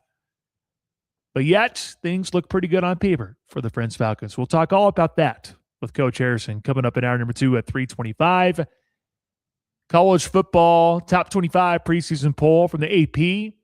We'll get into that. in the second hour. And then at the very end of the show, Jack Johnson picks a topic for our Mount Rushmore Monday. Right now, though, we get into our Beast of the Week. All sorts of individuals we can go with. I suppose if you want to take a look at some of the preseason games, we can do that if you want. One thing I want to bring up, though, and Shane and I were talking about it, would have been probably Friday last week. Brock Rod. For some of you, that name might not sound familiar, but if you are a Wichita State baseball nut, you will recognize the name Brock Rodden.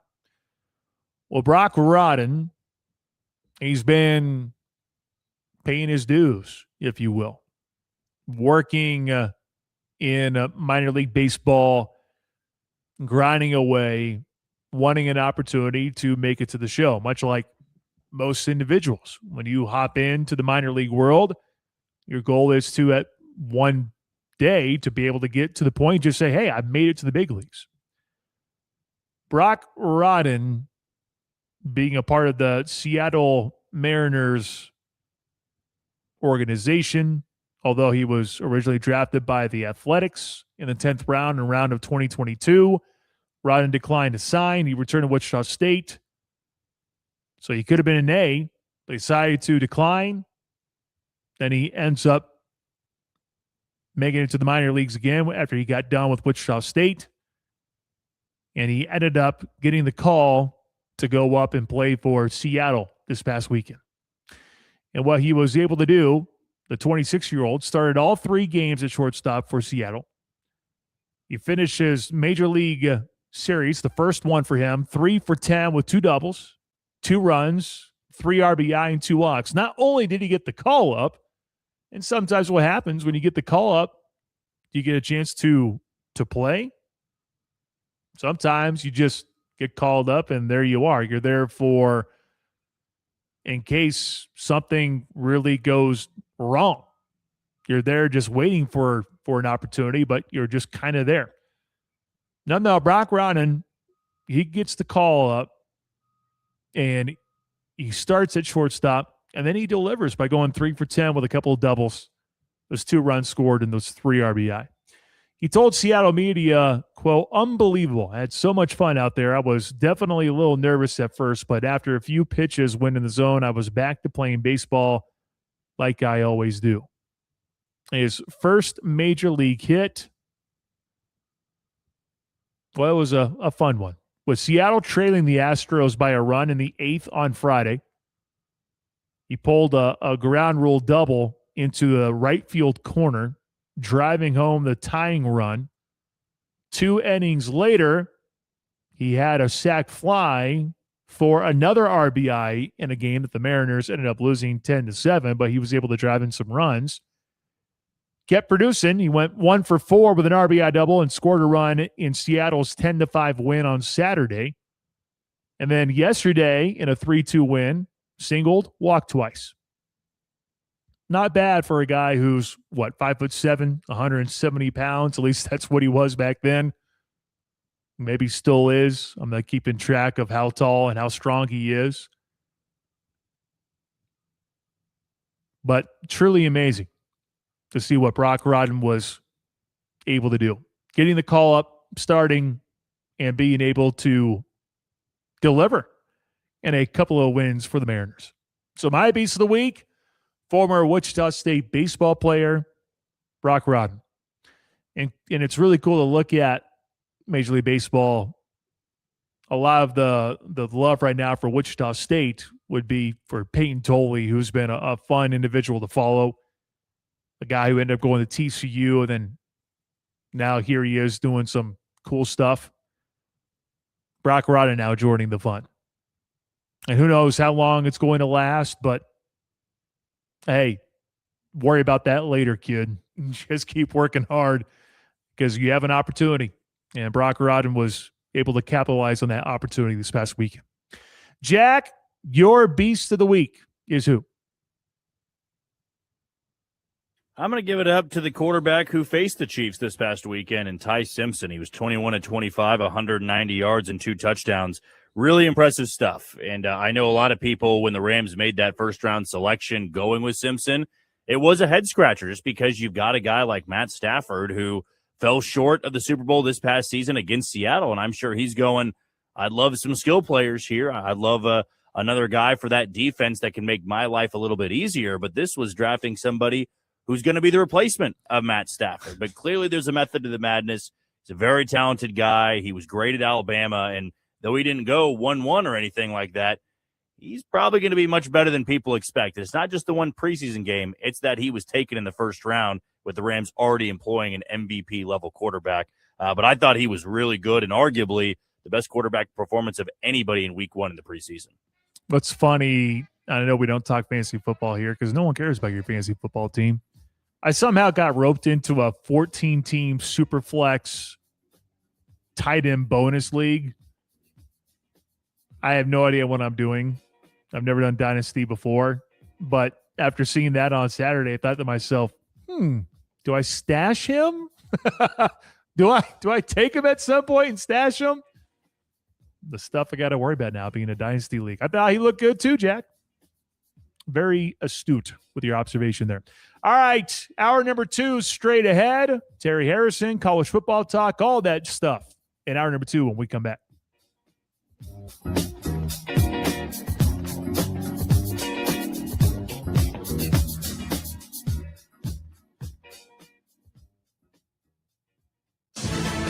Wichita's sports leader. ESPN Wichita 92.3 FM. KKGQ Newton. Get ready for a new NFL season with the best coverage of Chiefs training camp on ESPN Wichita 92.3 FM. Good to get a preseason game under our belt, play against somebody else. I think the hard work that the guys have done had paid off for them as far as stamina during the game. From training camp to the Super Bowl, Wichita's best Chiefs coverage. ESPN Wichita 92.3 FM. By texting 64,000, you agree to receive recurring automated marketing messages from IQ Bar. Message and data rates may apply. No purchase required. Terms apply. Available at eatiqbar.com/policy/terms of service. I've got good news and bad news. Here's the bad news. Most protein bars are packed with sugar and unpronounceable ingredients. The good news? There's a better option. I'm Will, and I created IQ Bar plant protein bars to empower doers like you with clean, delicious, low-sugar brain and body fuel. IQ Bars are packed with 12 grams of protein, brain nutrients like magnesium and lion's mane, and zero weird stuff. And right now, you can get 20% off all IQ Bar products, plus free shipping. Clean ingredients, amazing taste, and you'll love how you feel. Refuel smarter, hydrate harder, caffeinate larger with IQ Bar. Try our delicious IQ Bar sampler pack with 9 plant protein bars, 8 hydration mixes, and 4 mushroom coffee sticks. And now you can get 20% off all IQ Bar products plus free shipping when you text RADIO to 64,000. Text RADIO to 64,000 to get your 20% off. That's RADIO to 64,000. Wichita, if you're trying to feel better, have more energy, and take better care of yourself, I want to tell you about Empowering Wellness. They focus on whole body wellness and helping people build healthier routines that actually fit real life. Whether you're busy, active, or just want to feel your best day to day, Empowering Wellness is there to support you on your health journey. Visit empoweringwellnessict.com to learn more or book your first visit, and tell them you heard about them on ESPN Wichita 92.3.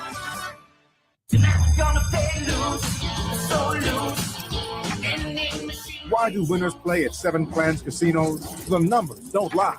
From Wichita to Texas, Seven Plans has the only certified loose casino, as verified by Strictly Slots Magazine. That's why winners play here. Plus, use your Seven Plans rewards card for even more perks and offers. It's official. Seven Plans Casinos have the area's only certified loose slot. Your home for Kansas football is ESPN Wichita 92.3 FM. Head football coach of the Kansas Jayhawks, Lance Leipold. I can't even believe we're heading into our 6th season when you think about that. It just seems like yesterday we got here and time keeps moving. Got through spring well. Really impressed with our guy. Every play, every update, every interview. Jayhawks football is here on ESPN Wichita 92.3 FM Rock Chalk. This is SportsCenter. I'm Nick DeLuca. Laker changes continue. The Buss family selling their remaining 17.8% ownership stake in the Lakers to new majority owners Josh Kushner and Bob Iger. Once the transaction is completed, Jeannie Buss will no longer be the team's governor, has been at the controls of the team since taking over for her late father Jerry in 2013. Sale still will need approval from the NBA's board of governors. College football preseason rankings are in. Ohio State and Oregon 1-2 in the AP top 25, giving the Big Ten the top two teams in the preseason for the first time in 65 years and just the second time ever.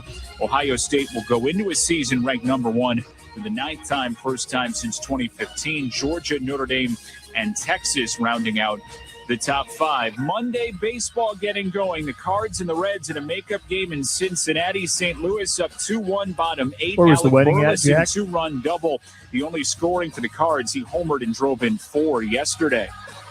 Hey, it's Evan Cohen. Coming up Tuesday, we continue to get you ready for the NFL regular season as we go two-a-days with the Atlanta Falcons and Miami Dolphins and tell you which team is closer to turning it around. It's on Sportsman 6 a.m. Eastern right here on ESPN Radio, ESPN2, and ESPN2.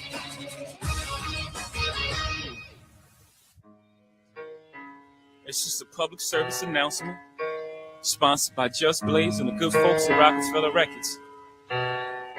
Fellow Americans, it is with the utmost pride and sincerity that I present this recording as a living testament and recollection of history in the making during our generation. Allow me to reintroduce myself. My name is H to the OV. I used to move snowflakes. Welcome back. We're ready to rock and roll here for this second hour of the Pulse on Wichita Sports Leader, ESPN Wichita, 92.3 FM. We're also streaming. Check us out online at espnwichita.com, ESPN Wichita app. If you have a smart speaker, tell it to tune into ESPN Wichita 92.3 FM or KKGQ. Allow me to reintroduce myself. My name is Pat Strathman, in the producer's chair and contributing to the show after missing out on Friday, but he's back. Is Jack Johnson. 316-669-4996 is the hotline number. Already gave away those Kansas lottery tickets. So if you're listening to us now and you're hoping to get your hands on those lottery tickets, I do apologize. They are gone. They are accounted for. Brian won those there in the first hour. So I don't have any giveaways for the second hour, but I always have time for you all. If you have comments, drop them on the text line at 316-666-2285. That's 316-666-2285. That's a very handy number to have just in general to interact with us, but we also are doing a Kansas State Fair promotion. So if you want to win some Kansas State Fair tickets, you're going to need the number 316-666-2285. You can also interact away from, well, us talking live. You can always interact on social media. We have all sorts of content being generated for Facebook, for Instagram, for TikTok, for YouTube, for X. Am I forgetting anything? I think I got them all covered. Facebook. Gee, the one thing I didn't bring up was Facebook. We have all sorts of social media platforms. If your preference is TikTok, we got one of those. If you have Instagram and X, guess what? We got you covered. If you prefer Facebook, you name it, we got it. Stay locked into Wichita Sports Leader by giving us a follow on all those different platforms. Coming up here in a bit, Terry Harrison, head football coach of the Friends Falcons. He'll drop on by. 2026 season does not begin this weekend. It's actually next weekend, if you can believe that. I have a tough time really believing that Friends kicks off a new year next week. It's crazy to think that football is very much here. Keep saying it's at our doorstep. I mean, there might be a foot in the door as of right now. Because with preseason ball going on, you have week 0 games coming up. It's here, y'all. Hope you're ready to rock and roll. We'll talk to Terry Harrison about his squad to see how things are going. That's all coming your way at 3:25. Then at the very end of the show, Jack Johnson has a topic for our Mount Rushmore Monday. He will pick the topic, and we'll have some fun debating that. Before we get into some rankings from various polls for college football, do you know the best place to go for football? There's one place in town that has two locations. It is Twin Peaks. Twin Peaks is the place to be when it comes to football. You know why? A, the atmosphere. B, you have made-from-scratch food. And C, you have the drinks. You're not going to find a colder beer in town. 29-degree man-sized giraffes. That is what they're known for. They're also known for their tequila cocktails and other items on their adventurous drink menu. If beer's not your thing, if tequila cocktails not your thing, they'll whip something up for you. 2 locations in Wichita. If you're trying to meet the gang to watch some football, maybe out east is better for the majority of the group. They have a spot at 21st and Rock. If you prefer to be out west, Ridge and Taft is the place to be. It's Monday, y'all. Mondays aren't exactly the greatest of days for most people. You know how you cure a case of the Mondays? Head to Twin Peaks and be a part of Happy Hour. Happy Hour is 6 minutes old. Head to Twin Peaks and enjoy all the things that they have to offer. Twin Peaks, eats, drinks, scenic views. AP Top 25 poll is out for college football. Real quick before I do that, a couple of things locally. If you're trying to figure out what the record is for or what the placing is for Friends or NAI, they were number 6 in the country last year for the final poll. No polls out yet, so stay tuned for that. Meanwhile, for the JUCO ranks, no surprise that the Jayhawk Conference looks good for the NJCAA. Hutch checks in at number 2 behind Iowa Western. You have Coffeyville at number 8, Garden City at 10. You have Butler Community College at 14, Iowa Central Community College at 15, Dodge City Community College receiving votes. No surprise that that's what it looks like for the JUCO ranks. Hutch traditionally very strong with Drew Dallas leading the charge. You get a hold of them and get them on the airwaves so we can talk some Dragon football. Same thing with Butler. You get a hold of Butler Community College and get a little preview because I think Drew Dallas and them play next Thursday already. So we'll try to get you caught up to speed on the local college football programs here in the Wichita area. AP Top 25. As much as we pay attention to the coaches poll and maybe some media polls out there from different publications, this is really the poll that everyone pays attention to. The AP Top 25 poll always seems to get the majority of people to talk, and makes sense because you have a lot of people who are voting in this, lots and lots of media members. No surprise at the top. When you look at the top, it's not someone from the Big 12. It is Ohio State checking in at number 1. Oregon, number 2. Georgia, number 3. Notre Dame, number 4. And Texas, number 5. In terms of those receiving first-place votes, Ohio State's got 40. You have Oregon with 14, Notre Dame with 6 first-place votes. Indiana trying to defend its championship from last year. The Hoosiers with 8 first-place votes. They check in at number 6. The U, Miami, the Hurricane, they have 1 first-place vote. 7th overall in the poll. Texas A&M 8, Ole Miss 9, Oklahoma 10. In terms of the Big 12, the first team to check in is Texas Tech. The Red Raiders, preseason ranked 12th, according to the AP Top 25. BYU makes an appearance 2 spots after that, actually in a tie with USC.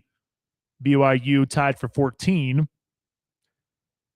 Utah, the Utes, number 21 in the country in the AP Top 25. Houston checks in at number 23. And rounding out the top 25 list would be a team that Kansas is going to square off against in week number 2 with the border war. Kansas and Missouri taking place in week number 2, a game you can catch right here on ESPN Wichita 92.3 FM. Missouri, number 25 in the nation. Notice I didn't say Kansas State. If you're looking at the coaches poll, K-State received just one first place vote. Just one vote, not first place, just one vote. For the AP top 25, does Kansas State just get one vote? Well, you have Clemson. If you were to extend the poll, the Tigers would be 26. Florida, Boise State, the first Big 12 team to make an appearance, and the others receiving votes. Arizona checking in with 32 votes. TCU right after that with 11. One individual who works for us, South Carolina, with 10. How about Oklahoma State? The Cowboys received 22 votes in the coaches poll. They have 8 in the AP Top 25. And this is a team that barely won any games last year. We've talked about Houston and where the Cougars are with Willie Fritz. We know about the usual staples in the Big 12 with Utah and Texas Tech and BYU. And then there's Oklahoma State receiving votes. Isn't that just crazy? Now, new head coach being down there, being able to pluck away the majority of the talent from North Texas, that goes a long ways. They have a great offense on paper from what we see. Can that also translate to wins in the Big 12? Can they compete in the Big 12? But it's crazy. You look there and see Oklahoma State receiving votes in both polls. A team that barely won some games last year. Others in the Big 12, no one else. No one else in the Big 12 outside of Oklahoma State in terms of the rest of the list. Oklahoma State, TCU, Arizona, Houston, Utah, BYU, and Texas Tech. Those are the 7 Big 12 teams that are receiving votes and or ranked. Kansas State going to square off with a ranked opponent as well. K-State and KU both will have ranked opponents, but ranked non-conference opponents. It's just one vote, but it is a vote, so theoretically you can classify yourself as receiving votes. That's always kind of the fun thing. Just one vote, even 5 votes, and you can say, hey, we're receiving votes. Seems like a big deal. We're receiving votes. Tulane has 1 vote, just 1, for the Tulane Green Wave as they are set to take on the K-State Wildcats up in Manhattan. Kansas State misses out on a vote or being ranked in another poll. Well, can't say I'm too surprised. But once again, this is where if you're Colin Klein, if you're K-State, probably don't mind being the true underdog. Feels like that's right up Colin Klein's alley, doesn't it? Just feels like that's the case. As someone who understands what K-State football was about when he was a player. A guy who was brought in, probably was overlooked. Ends up doing incredible things at K-State as a player. Offense coordinator there. Leaves, comes back. Now a first-time head coach. Leading his former program. Or his alma mater. Everyone really overlooking Kansas State. And this is where I know we've had questions before about the expectations for K-State. And I don't think it was you, Jack. I think it was maybe Easton. Maybe it was you. who threw out, it's a disappointing for K-State if the Wildcats don't win 8 games this year. But if you were to just go off of just that, yes, the anticipation is to be undefeated in non-con. You should feel confident about getting a win over Kansas, although maybe that's going to be tougher than you think. A lot of people expecting at the very least 8 wins out of the K-State Wildcats. But yet to open things up in the preseason, not a lot of love for the K-State Wildcats. Now, something else to think about too, these things change so quickly. I think it was Brett McMurphy who brought up how you look at those who started in the preseason top 25, and there were a good amount of teams that ended up finishing unranked. I think that is something to note. Brett McMurphy even said something 3 hours ago. That is at least one team that started season unranked finished in the top 10 in the final poll in 29 of the last 32 years. Who's going to be that unranked team that finds a way to get into the top 10?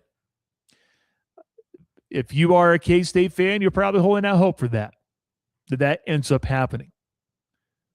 There are pieces that are there. You have Avery Johnson, who's still looking for a fantastic season. Not like he's been terrible. I think the expectations for him are so high up that he hasn't reached those expectations yet. Can he finally reach those expectations this year? You have a backfield with Joe Jackson leading the charge. Wide receivers on paper that look better. Supposedly, the offensive line is trending in the right direction. We talked to Kellis Robinette about the K-State Wildcats last week, and he had a lot of praise for a lot of those positions. Lincoln Cure and the tight end group should be solid, one of the deepest in the country. Will Ancio, a former Cape and Crusader, part of that group as well. Garrett Oakley, if he's healthy, truly fully healthy, which sounds like he will be. Practices have been extremely intense, been very, very competitive, very physical. Really an old school type of approach from Colin Klein, which shouldn't surprise anyone. And with him being a first-time head coach, I still think that is a big reason to why the Wildcats are where they are. You look at Oklahoma State, just an example. The Cowboys last year won just a few games, and now here they are already receiving some votes. It's not like they have a first-time head coach, but it is possible. You could make a quick turnaround if you have the right pieces in place. Oklahoma State's got a lot coming from North Texas that was successful. Does that translate well to the Big 12? Only time will tell. But I really do think that there are a lot of people looking at this K-State roster and looking at Colin Klein and getting tripped up on that. But someone who's been unranked, a team that's been unranked, has always found a way to get into the top 10. Will that be the K-State Wildcats? That seems like quite a bit of a leap.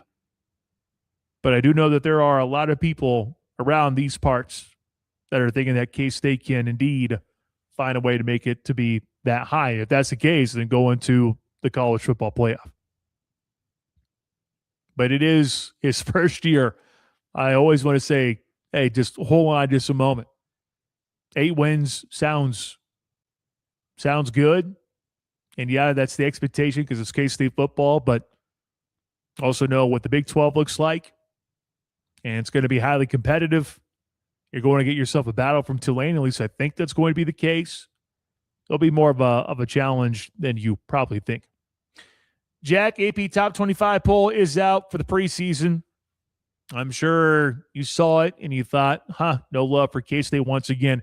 Are you also perplexed with Oklahoma State? They only won a couple of games last year. I know they brought in so much from North Texas, but dang, man, that would be a heck of a turnaround to go from winning just 2 to 3 games to all of a sudden, here you are now on the cusp of maybe being ranked in the top 25. It's crazy for me to look at that, but I digress.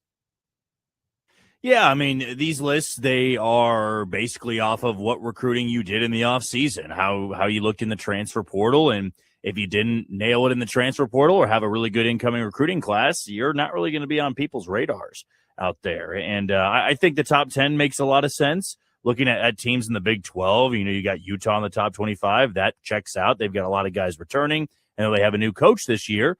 It's still Utah, and it's going to be really tough to go in there and win a lot of games in Salt Lake if you are a visiting team. BYU, we knew they were going to be a top 20 team, kind of the same thing, the same description that we just gave Utah. And then Texas Tech, at number 12, only reason they're not top 10 or maybe top 5 is because they have quarterback issues. Mm-hmm. They don't have Brennan Sorsby. If they had Sorsby, they're probably in that top 8, top 7 territory. But really, I would say that I can't disagree with the list too much, mainly because we don't know a lot about these teams just yet. And anybody that's reading in too much to it, it just really doesn't matter all that much. I mean, how many times there been a team that starts off ranked 14th or 15th and they end the year with a losing record? I mean, it happens every single year. If I was Oklahoma State or I was an Oklahoma State fan, I'd certainly be thrilled just because they didn't win many games last year. They were tough to watch. They were the basement of the Big 12, and it was a really, really weak Big 12. But they've got a new regime coming in. They got a really good quarterback, one of the top ones in college football. It also immediately turns up the heat and puts pressure on you of, we don't expect you just to go from 2-10 to 5-7. We expect you to go from 2-10 to 8-4, 9-3. And that's a lot of pressure for a team that has a lot of new guys coming in, a first-year head coach in Stillwater. So that'll be fascinating to see how it plays out. But these things, I mean, yeah, I would say the top 5 usually stays the same. It's not quite like basketball where that always bounces around. Yeah. But really, this will be, it'll be one of those tweets, in December we look back on. It's like, here was the preseason top 25. Can you believe they had this list? And why didn't they have so-and-so on there? Why did they have this team on there? And it's just kind of the talking point that it becomes. But yeah. It's about your transfer portal. It's about how you built your team. And clearly with these top 25 teams, they did a pretty good job assembling the roster. Yeah. Yeah. Brett McMurphy has been all about it every year for the past 23 seasons, except 2019. There has been at least one preseason top 10 team that finished the year unranked. Who's going to finish outside the top 25? Ohio State, Oregon, Georgia, Notre Dame, Texas, Indiana, Miami, A&M, Ole Miss, Oklahoma. I don't know why it feels like Miami to me. I don't know why I feel like Miami's going to be outside the top 10, but that's just my gut feeling. Brett McMurphy has, and I got to go way back to the coaches poll because he also had something else in there too. But regardless, preseason poll, both polls are out. So college football fans, it's almost here. It's almost here.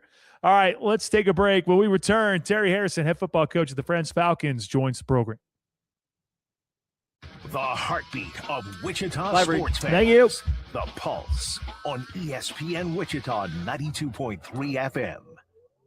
What's up, Wichita? Hope you had yourself a great weekend. Last week, finally got into a solid routine where I was able to go to the YMCA multiple times, and I am feeling better than ever. If it wasn't for my friends at the YMCA, there's no way that I would feel this good. I go to the YMCA on a regular basis now. Can't wait to continue that trend as school gets going. There is no better time to get back in shape or to start a brand new fitness routine or a brand new fitness journey than right now. I've been a Y member for the last 13 years. And it's because I'm most comfortable there, but they have so many different things to offer, not only for me, but also for my family. Something else that they give you as being a member of the YMCA, did you know you can earn points, which then you can redeem later on? Plus, you can check out schedules from your phone. I'm talking about the YMCA 360 app. You can view schedules for any branch for a group exercise, swim, gym, pickleball, racquetball. They also have that rewards program that I told you about. You earn points just for checking in. You can also track your workout, which I'm a big app guy, and I use it all the time. You can join in on challenges. There's so much going on at the YMCA. If you want to learn more, check out the YMCA website or go to one of the YMCA locations that is closest to you. Start your new fitness journey today with my friends at the YMCA. Go hog I got it from here, and I'll be right back. Sounds good. The best barbecue deal in town is at Hog Wild. Right now, Hog Wild is serving up a $5.99 meal that's big on flavor and easy on your wallet. Get a one-meat sandwich, your favorite classic side, and a drink, all for just $5.99. Want brisket? Upgrade to our tender slow-smoked beef brisket for only $1.50 more. Pulled pork, juicy chicken, and hot links. Everything is smoked fresh, made daily, and piled high. This is real barbecue at a price that's hard to beat. When you want big flavor and a big deal, head to Hog Wild for the $5.99 meal deal today. Great food, great price, great barbecue. Join us for lunch or dinner, or order online at GoHogWild.com. Hog Wild Pit Barbecue, 6 locations in Wichita, also in Derby, El Dorado, Hutchinson, and Salina. Go Hog Wild Pit Barbecue. Hog Wild, get some for you. But don't be late, we close at 8. If you're looking to win in Wichita, there's only one place that delivers every single day. Gilley's Gambling Hall. We're talking over 1,000 gaming machines, more chances, more action, and more big wins. And when it's time to turn up the thrill, head to Trackside. Simulcast horse race betting unlike anything else in the region. Fast, exciting, and always in the money. Make no mistake, Gilley's Gambling Hall is the best place to win in Wichita. Find out more by visiting playgillies.com. Wichita's home for the Dallas Cowboys. ESPN Wichita 92.3 FM. 3rd and goal from the 5. Dak from the gun. Drops back, flushed out. He's going to run left. And Dak Prescott waltzes in for the Cowboys touchdown. Dallas Cowboys football can be heard right here. Go Cowboys. Wichita's 100,000-watt powerhouse. ESPN Wichita 92.3 FM.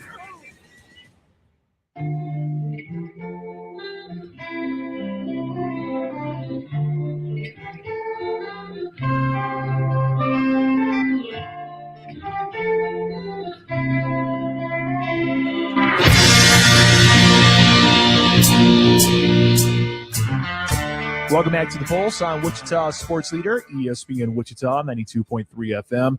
I'm Pat Strathman. Our usual Friends football segment has returned. The Falcons are not in action this weekend, and I'm sure Terry Harrison's probably okay with that, but head football coach of the Friends Falcons here in the house once again, Terry Harrison. Coach, good to see you as always. Here we go, man. I know it's not game time, but pads are on. You guys have been practicing already. How have things been going so far, Coach? Yeah, I think I said to somebody, best time of the year, but I don't know with this heat wave. Maybe, I don't know, worst time of year at this point because we're all out there heat. But it's been good. I think we're 25, 26 practices in, and, man, the kids look good. And, we're just excited to have another great year and kind of build off what we've done over the last, 3 or 4 seasons. Well, last year was definitely amazing. All the hard work and effort going back from your first year, winning 4 games, to getting to a point where you're facing Benedictine in the playoffs at your place, which is just crazy to think. And on the final drive where, oh man, things were just so close to where you guys almost got the victory, but ended up falling a little bit short. But what a huge step in the right direction for this program. For sure, some new faces, a lot of old faces coming back as well. And we'll get to those in just a little bit. But in terms of what happened last year, when you have that type of season, what does that do in the off season for a program? Yeah, I think it's a unique challenge. I think sometimes it's easier to go from 4-7 to 9-2 than it is likely from 12-1 to kind of win it all, which would have taken a couple more games. And so I think logically people would say, hey, national championship, or whatever that maybe semifinals, whatever the next logical next step is. But for us, it's always been we want to have the best team culture in all of college football, and so we've kind of doubled down on that. And we know, man, if we do that, if we have a culture of great teammates and coaches that love the kids and a team that's grateful for Friends University, we're going to give ourselves those opportunities. And when we came here, however many years ago, we really had a vision that we could always knock on the door of a national championship at Friends. And, eventually one day we'll kick that door in, and we just came up just a hair short last year. So we're excited about what we did in the offseason and what we have now. Well, definitely, as I talked about, plenty of new faces, plenty of old faces. But coaching staff-wise, a lot of changes. They're new, but not new, which is kind of crazy to say. You have a new offensive coordinator, you have a new defensive coordinator, but it's not like they are unfamiliar to the program. And you and I were just chit-chatting a little bit earlier this week about how you can have those guys go out there and coach and do their thing because they've been a part of the program. They know how to get the job done, and to see them go from players to coaches, I'm sure that has to put a big grin on your face as well. So how about the changes from a coaching staff perspective, and how well has that gone so far at this point? Yeah, it's been really good, and I don't know, kind of reinvigorating, re-energizing. Coached with the same defensive coordinator for 13 years, and then EK had been with us for 9, I think. So we've had, some longevity and some, just some consistency within our program. And, when we started building this thing, what we said, with friends having graduate programs, which we didn't have previously, when we first got here and when you have success, people not, I'm happy for guys that get an opportunity. It's somewhat amazing that the amount of opportunities they turned down before jumping on the jobs they did leave for. But what that does is it gives young men like Nolan Ewing, who was a defensive back for us, an opportunity for Hooper Schroeder and Jet Cheatham, guys that have been loyal to friends. So many programs talk about loyalty to their guys, but then when it's time to hire people and promote them, they don't jump on that. And so I'm, it's not scary, but for a lot of people, when you got an average staff age of 25, and I'm bringing that up a little bit, it can sound scary, but not for us, because those kids have experience with the program. Everything we are asking our players to do, they have been through and done. They have a level of gratitude for Friends that most people wouldn't have, because they were here when Friends wasn't so good. And so we're just excited about it. I'm super proud of them. It's fun, like I said, for me to come back and have to kind of restart fresh with some guys who don't have as much experience, but man, they do have, a passion for Friends and a desire to win a national championship. And so I'm excited about them. Well, maybe you have the most jacked up coaching staff, right? Yeah. Jet brought up our bench press numbers for sure. So that's the deal. And, definitely our nutrition plan and accountability. So for sure. And he's done so awesome, with his career and having a little brother on the team, man. It's been fun to watch him in the recruiting as well. And so it's been really cool to see those guys. And the familiarity, I feel like, for most systems, shotgun, spread, you can put your own twist on it. When it comes to the flex and what you guys truly run, you guys run triple option. So it's what you guys do. Right. I imagine it's more of a challenge to try to go out there and get someone to come in and plug into that system compared to others. Right. No offense to all those. I'm sure there are challenges that come with learning other systems. Right. When it comes to this particular system, one thing we talk about on a regular basis, week in, week out, it's hard to prep for, hard to scout. How do you replicate that? So in order to continue that success, to be able to bring in guys who understand the system already, I would imagine that's got to be a huge, huge thing to bring in for this year moving forward. Yeah, I think a couple things. It does speak to, it's probably what we do is probably the most misunderstood offense in all of America. And you know how it is. We led the country in scoring and people don't even understand that. But, for me, we've had guys we've had as offensive coordinators in quotes there for a long time. I've always called the plays since 2018. I was doing that at Heights High School. For us, those guys that come in like Eric did, they come in, they have a deeper part of practice, as you've seen. They do have heavy involvement in scripting some practice stuff and being out there and making sure we're getting everything in. But when it comes to Saturdays, nothing will really change because I have called the plays for so long. And so anyway, that's just a level of comfort I have, and we work together on that. So there'll be continuity there. That won't be new necessarily, but you're right. Any 20-year-old kid that plays Madden, has a playbook in whatever offense that whatever everyone else does. And so that's why we are so passionate and really committed to developing our own coaches. And when it's their turn to become the full-time guy, hire him and let him go. And Hooper's been around for so long. He was a student coach with us at Bethel. Yeah. And so, there'll be very, very little of tension or, unfamiliarity with him. And so that'll make it easy on the offensive side. Yeah, for sure. Terry Harrison, head football coach of the Friends Falcons, joining us here on the Pulse on ESPN Wichita 92.3 FM. When you went out and recruited, who were you looking for? What were you able to bring in? How excited are you about the freshman class? And I have no idea in terms of the amount of transfers. You can address that if you want. I have no idea. Yeah. But in terms of the guys who went out and got how happy were you with the class that you were able to build in the offseason? Yeah, it was a really good year, especially with, a couple with, when you have 2 full-time coaches leave, it can be a year where you maybe have a concern about recruiting, but man, we ended up being as talented as we've ever been. I mean, I feel like every year we keep pushing the envelope in recruiting. We really have committed to bringing in 1, local kids, 2, high school kids, and we do have kids from everywhere, Florida, Texas, all over the place, Oklahoma. But we're committed to that. And what's been really cool is our kids do stick around. And as you know, we play so many kids. We're doing these preseason questionnaires, and it's like, how many returning starters you have? I was like, well, I mean, all half of our team played every game. I mean, all these guys, I don't know if they started, but they all played. And so we do return of a ton of experience, even though there are some big names that depart. But no, on the recruiting side, we did really well. I kind of feel like a receiver was awesome this year. We're really big. Braxton Libby, who's from May South there, Reese Pauley, he's a May South kid, Nick Wineland specifically at Bishop Carroll, man, just good ball skill kids who, man, have done just really show in camp, done a really good job, really impressed with them. And then, on the defensive side, we were really, really intentional about defensive line because we had 6 seniors last year that rotated and played. Yeah. And while we're bringing back young men that played, and Blake Allen and Caleb Wagonblast, who's been waiting his time, and those young men, we did bring in, we have a young man from South Lake Carroll, Texas named Jake Lucky, who we think will be, pretty impactful.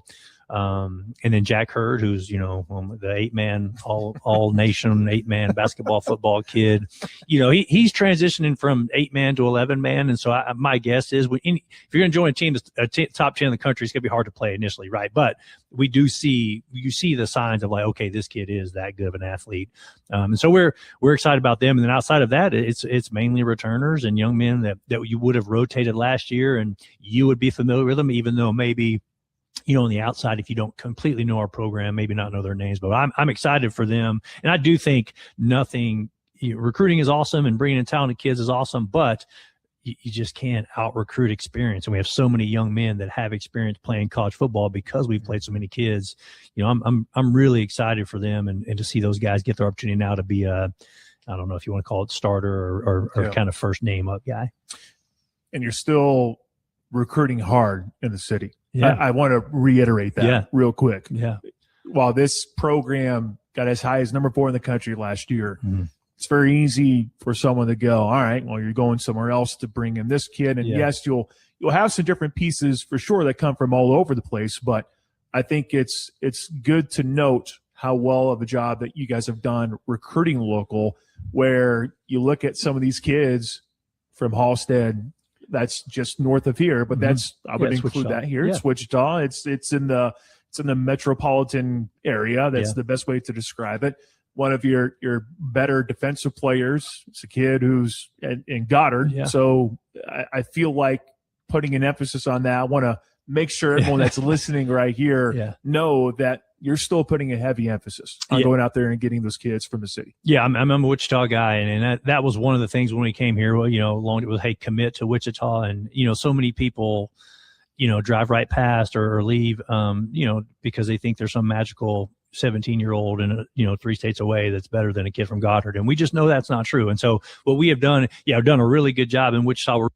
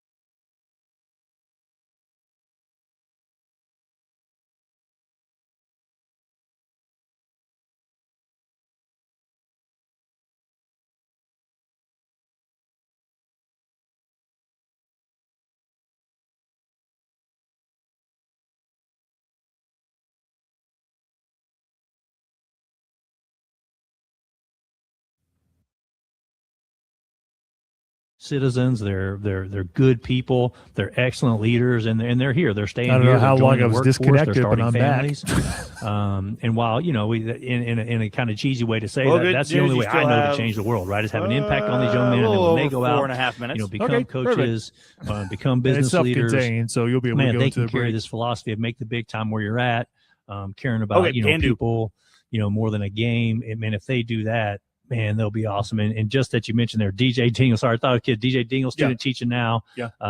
Tavi Agnew, who's a Wichita East kid, he's student teaching right now. That's our biggest hurdle. We have all these young men student teaching, and we're trying to schedule practice around that. But yeah, man, just phenomenal kids and players. And I'm excited about that. But being a Wichita guy, I mean, how it is now. Yeah. You can't go anywhere without seeing a young man that's played for us and is out, in the community. And that's the feedback we get. The kids we have out there that are student teaching, it's just constantly, man, these kids are so awesome, and it's a credit to them and their families. How have you gone about creating the culture, keeping the culture the same, and also retaining a lot of these guys? In today's day and age of college athletics, it's very easy just to hop in that portal, go somewhere else. Though in the NAIA, you don't really have a transfer portal. Right. But it's so easy for people just to get up and go, this ain't for me. I'm going to go somewhere else. Or, hey, I'm not able to get playing time.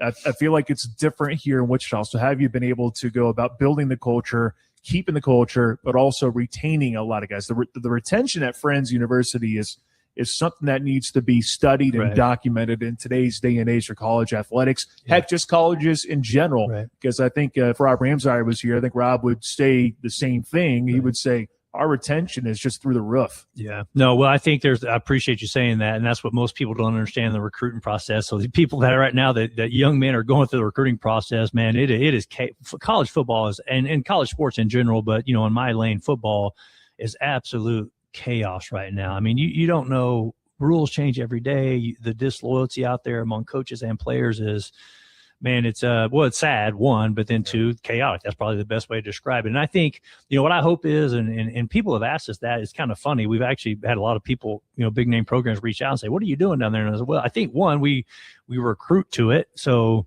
we try to eliminate any young man that doesn't have, I don't know if gratitude is a word, but we use that. And then a sense of loyalty. We try to find those young men in the recruiting process and be very clear that is not our interest. We don't want young men. We are not a junior college. We want to be a 4-year program. We want young men that want to be here and be in Wichita and all the things we talk about. And so we try to eliminate that a little bit in recruiting. I think that's been helpful. One. And then two, I think, in recruiting, this what happens with families. If you're listening to this and you've been recruited in any sport, it doesn't matter, but specifically football, you get told, hey, these coaches are lying to you. They're manipulating you. They're just going to tell you what you want to hear to get you to sign the dotted line. That's what's said in recruiting. And I think even even for us who's had a history of proving that's not true, once we tell them that, we tell them who we are, we're very clear about how we're going to treat you and we're going to build you up, not tear you down. I think what happens is there might be still a little bit of doubt, but then when they show up and see that you are who you said you are, I think that develops a sense of loyalty that most programs don't have, because unfortunately, in the world of college football, you get told, hey, it's family this, brotherhood that, but when you show up, that may not necessarily be the coaching philosophy once you're on campus. And I think for us, because when they see we are who we say we're in recruiting, I think that develops a sense of loyalty from families. Yeah. Well, notice how we spent all this time. We didn't really talk about the squad. I mean, we kind of did, but not really. But we can put that in our holster and bring it back out for next week. Definitely a new guy leading the charge at quarterback that we'll get into next week. Mm-hmm. You got some All-American caliber B-backs are coming back. Your slot backs are looking great. There's a lot of things that we get into. Mm-hmm. And then we can also talk about a game next week, which is exciting, but also starting things off with a program that has a new head coach and just – it just seems like there's a lot of, I don't want to say secrecy, but you just don't know really what's going to happen next week. So we'll talk about those things next week. But Coach, appreciate you diving a little bit deeper into your program. I like these conversations to kind of show everyone why Friends is where they are, why they are number 4 in the country, why they've been so successful. So, Coach, appreciate the time. As always, best of luck trying to schedule time for practice, and we'll see you next week. Thank you. All right, Terry Harrison, head football coach of the Friends Falcons, here on The Pulse on ESPN Wichita 92.3 FM. We will take a break. When we return, it'll be time for a Mount Rushmore Monday. That's straight ahead on The Pulse. This is the Wichita Pulse Sports Commission. on Thank you. Wichita's new sports leader, ESPN Wichita, 92.3 FM. What's up, Wichita? Lots of stuff going on in Wichita from our friends at the Wichita Sports Commission. They have the Corporate Challenge going on, which is a big-time thing. A lot of team camaraderie and all that wonderful stuff, the team chemistry being built. Something else that they're doing, I think, is something you should seriously consider. It's the Sunflower Showdown charter trip. So this is something that they did last year, and they had a ton of people take advantage of this. Your registration deadline is scheduled for October 10th. Here's what you all get, all right? You get admission to the game with exclusive access to the touchdown terrace at Bill Snyder Family Stadium and elevated seating experience in the south end zone. You get round-trip charter coach transportation provided by Village Travel with complimentary snacks and beverages on board. There are times where I go to games and I just wish, how come someone doesn't take me here? This is way too much of a headache. Trying to figure out parking, just so difficult. The Wichita Sports Commission has you covered. If you would like more information, go to the website, wichitasports.com, or check out all the info on Facebook and all their social media platforms as well. Check out our friends at the Wichita Sports Commission online at wichitasports.com or check out their social media pages. Beat the heat and win cool prizes at Crosswinds Casino. On Thursdays in August, we're drawing winners every 30 minutes from 4 p.m. to 9:30 p.m. to score $250 wins play. Then at 10 p.m., one very lucky player wins $500 wins play. And winners with the new Club Wins app get an extra $25 wins play. Swipe your Club Wins card Sundays, August 2nd through the 23rd for a 5x entry accelerator. Beat the heat only at Crosswinds Casino. So close, so fun. Say cheese and pepperoni with Schlotzsky's buy one, get one free pizzas. Start the middle of the week off right with a free pizza on Wednesdays at Schlotzsky's. All pizzas are buy one, get the second free. Signature sourdough, fresh toppings. Now that's a win-win pizza. Make Schlotzsky's your Wednesday lunch and dinner plan. It's a great deal any way you slice it. Schlotzsky's, it's a mouthful.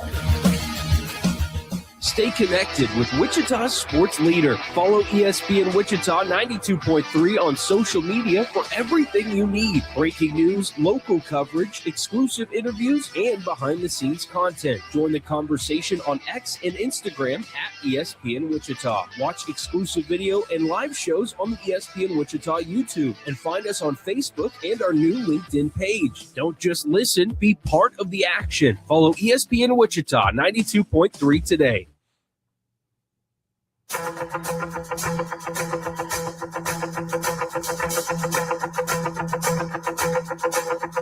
Just like the white-winged dove sings a song, sounds like she's singing. Ooh, ooh, ooh. All right, we're almost done for today. Thank you all for listening. Appreciate Terry Harrison for coming on by. Terry Harrison, part of the lineup on Mondays throughout the course of the fall season.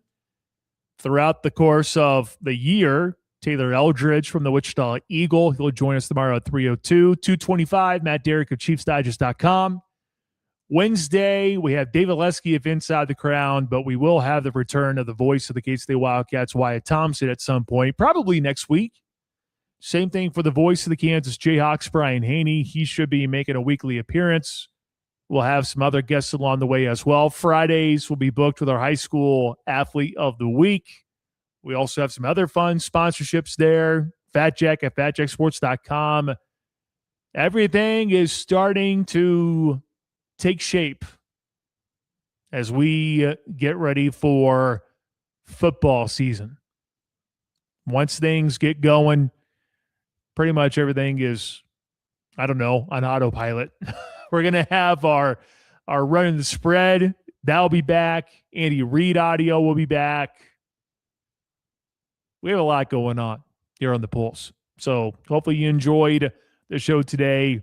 And we'll have some more football to talk about with Matt Derrick coming up tomorrow. And also talk about the latest for the Shockers.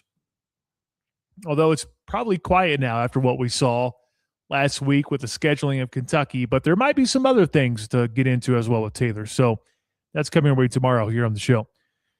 On Mondays, we always wrap things up with a Mount Rushmore Monday. Jack picks a topic, and then we pick our favorites from said topic. So, Jack, without further ado, what is the topic for our Mount Rushmore Monday?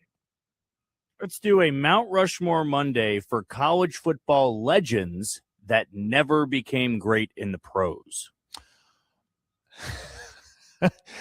The first one that comes to my mind, and I don't know, this guy was so special at the college level. I just wish that he was in a better situation and maybe just had a better crew around him. Honestly, Jack, you could probably just make an argument for any quarterback drafted by the Cleveland Browns, and we can have our Mount Rushmore figured out. It's probably the best way to describe it. But Johnny Manziel is the first one that comes to my mind. That dude was mesmerizing. Watching the stuff that he did week in and week out against SEC competition, dipping in, dipping out, moving left, moving right, doing all those different things. That dude did so many magical things.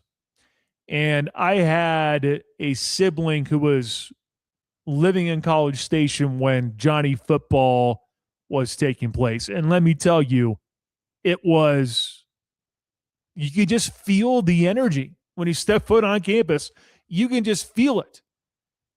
My number one it's Johnny football, man. Maybe that's a dumb one, but give me Johnny football. Give me Johnny Manziel. Yeah, I'd probably say Manziel has to be number one. I mean, won the Heisman as a freshman, just had some ridiculous numbers, and very well could have won it a second time too. I mean, he was that good and just really captivated the entire college football world. I'll never forget them going into Tuscaloosa and beating, I believe at the time, the number one team in the nation in Alabama. Yeah. So, yeah, Manziel's my number one. I'm glad you and I agree with that. I don't know how. I know there's others that are going to be on this list, but my goodness, man, that's the first one that just popped up in my brain because that dude was just incredible to watch. Still mesmerized by some of the things that he was able to do when he was playing at Texas A&M, and you were thinking that he could do well, and then it ended up not happening. Another one I'm going to go with, and this is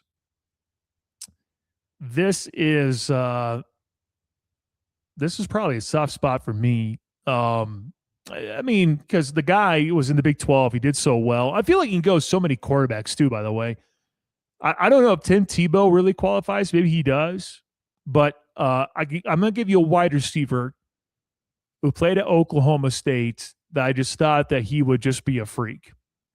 And that would be Justin Blackmon.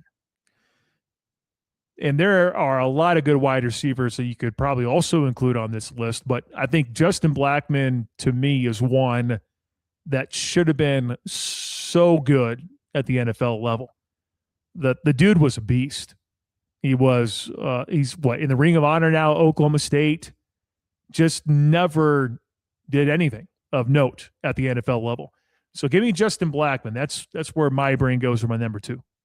I'll go with another quarterback for my number two. It's got to be Tim Tebow. I mean, yeah, arguably the greatest college football player and quarterback, was spearheading a dynastic Florida team. And though he did get that playoff win against the Steelers, he just never really was able to stick for multiple years. And even when he did have that magical postseason run with the Broncos, the numbers weren't all that great either. I thought he was going to be much better at the NFL level than he really was. So Tebow's number two on my list.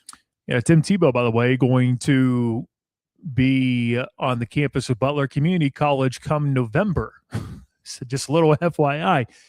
Another guy who I'm going to go with, no surprise I'm going Big 12 now. I feel like just going off the top of my head.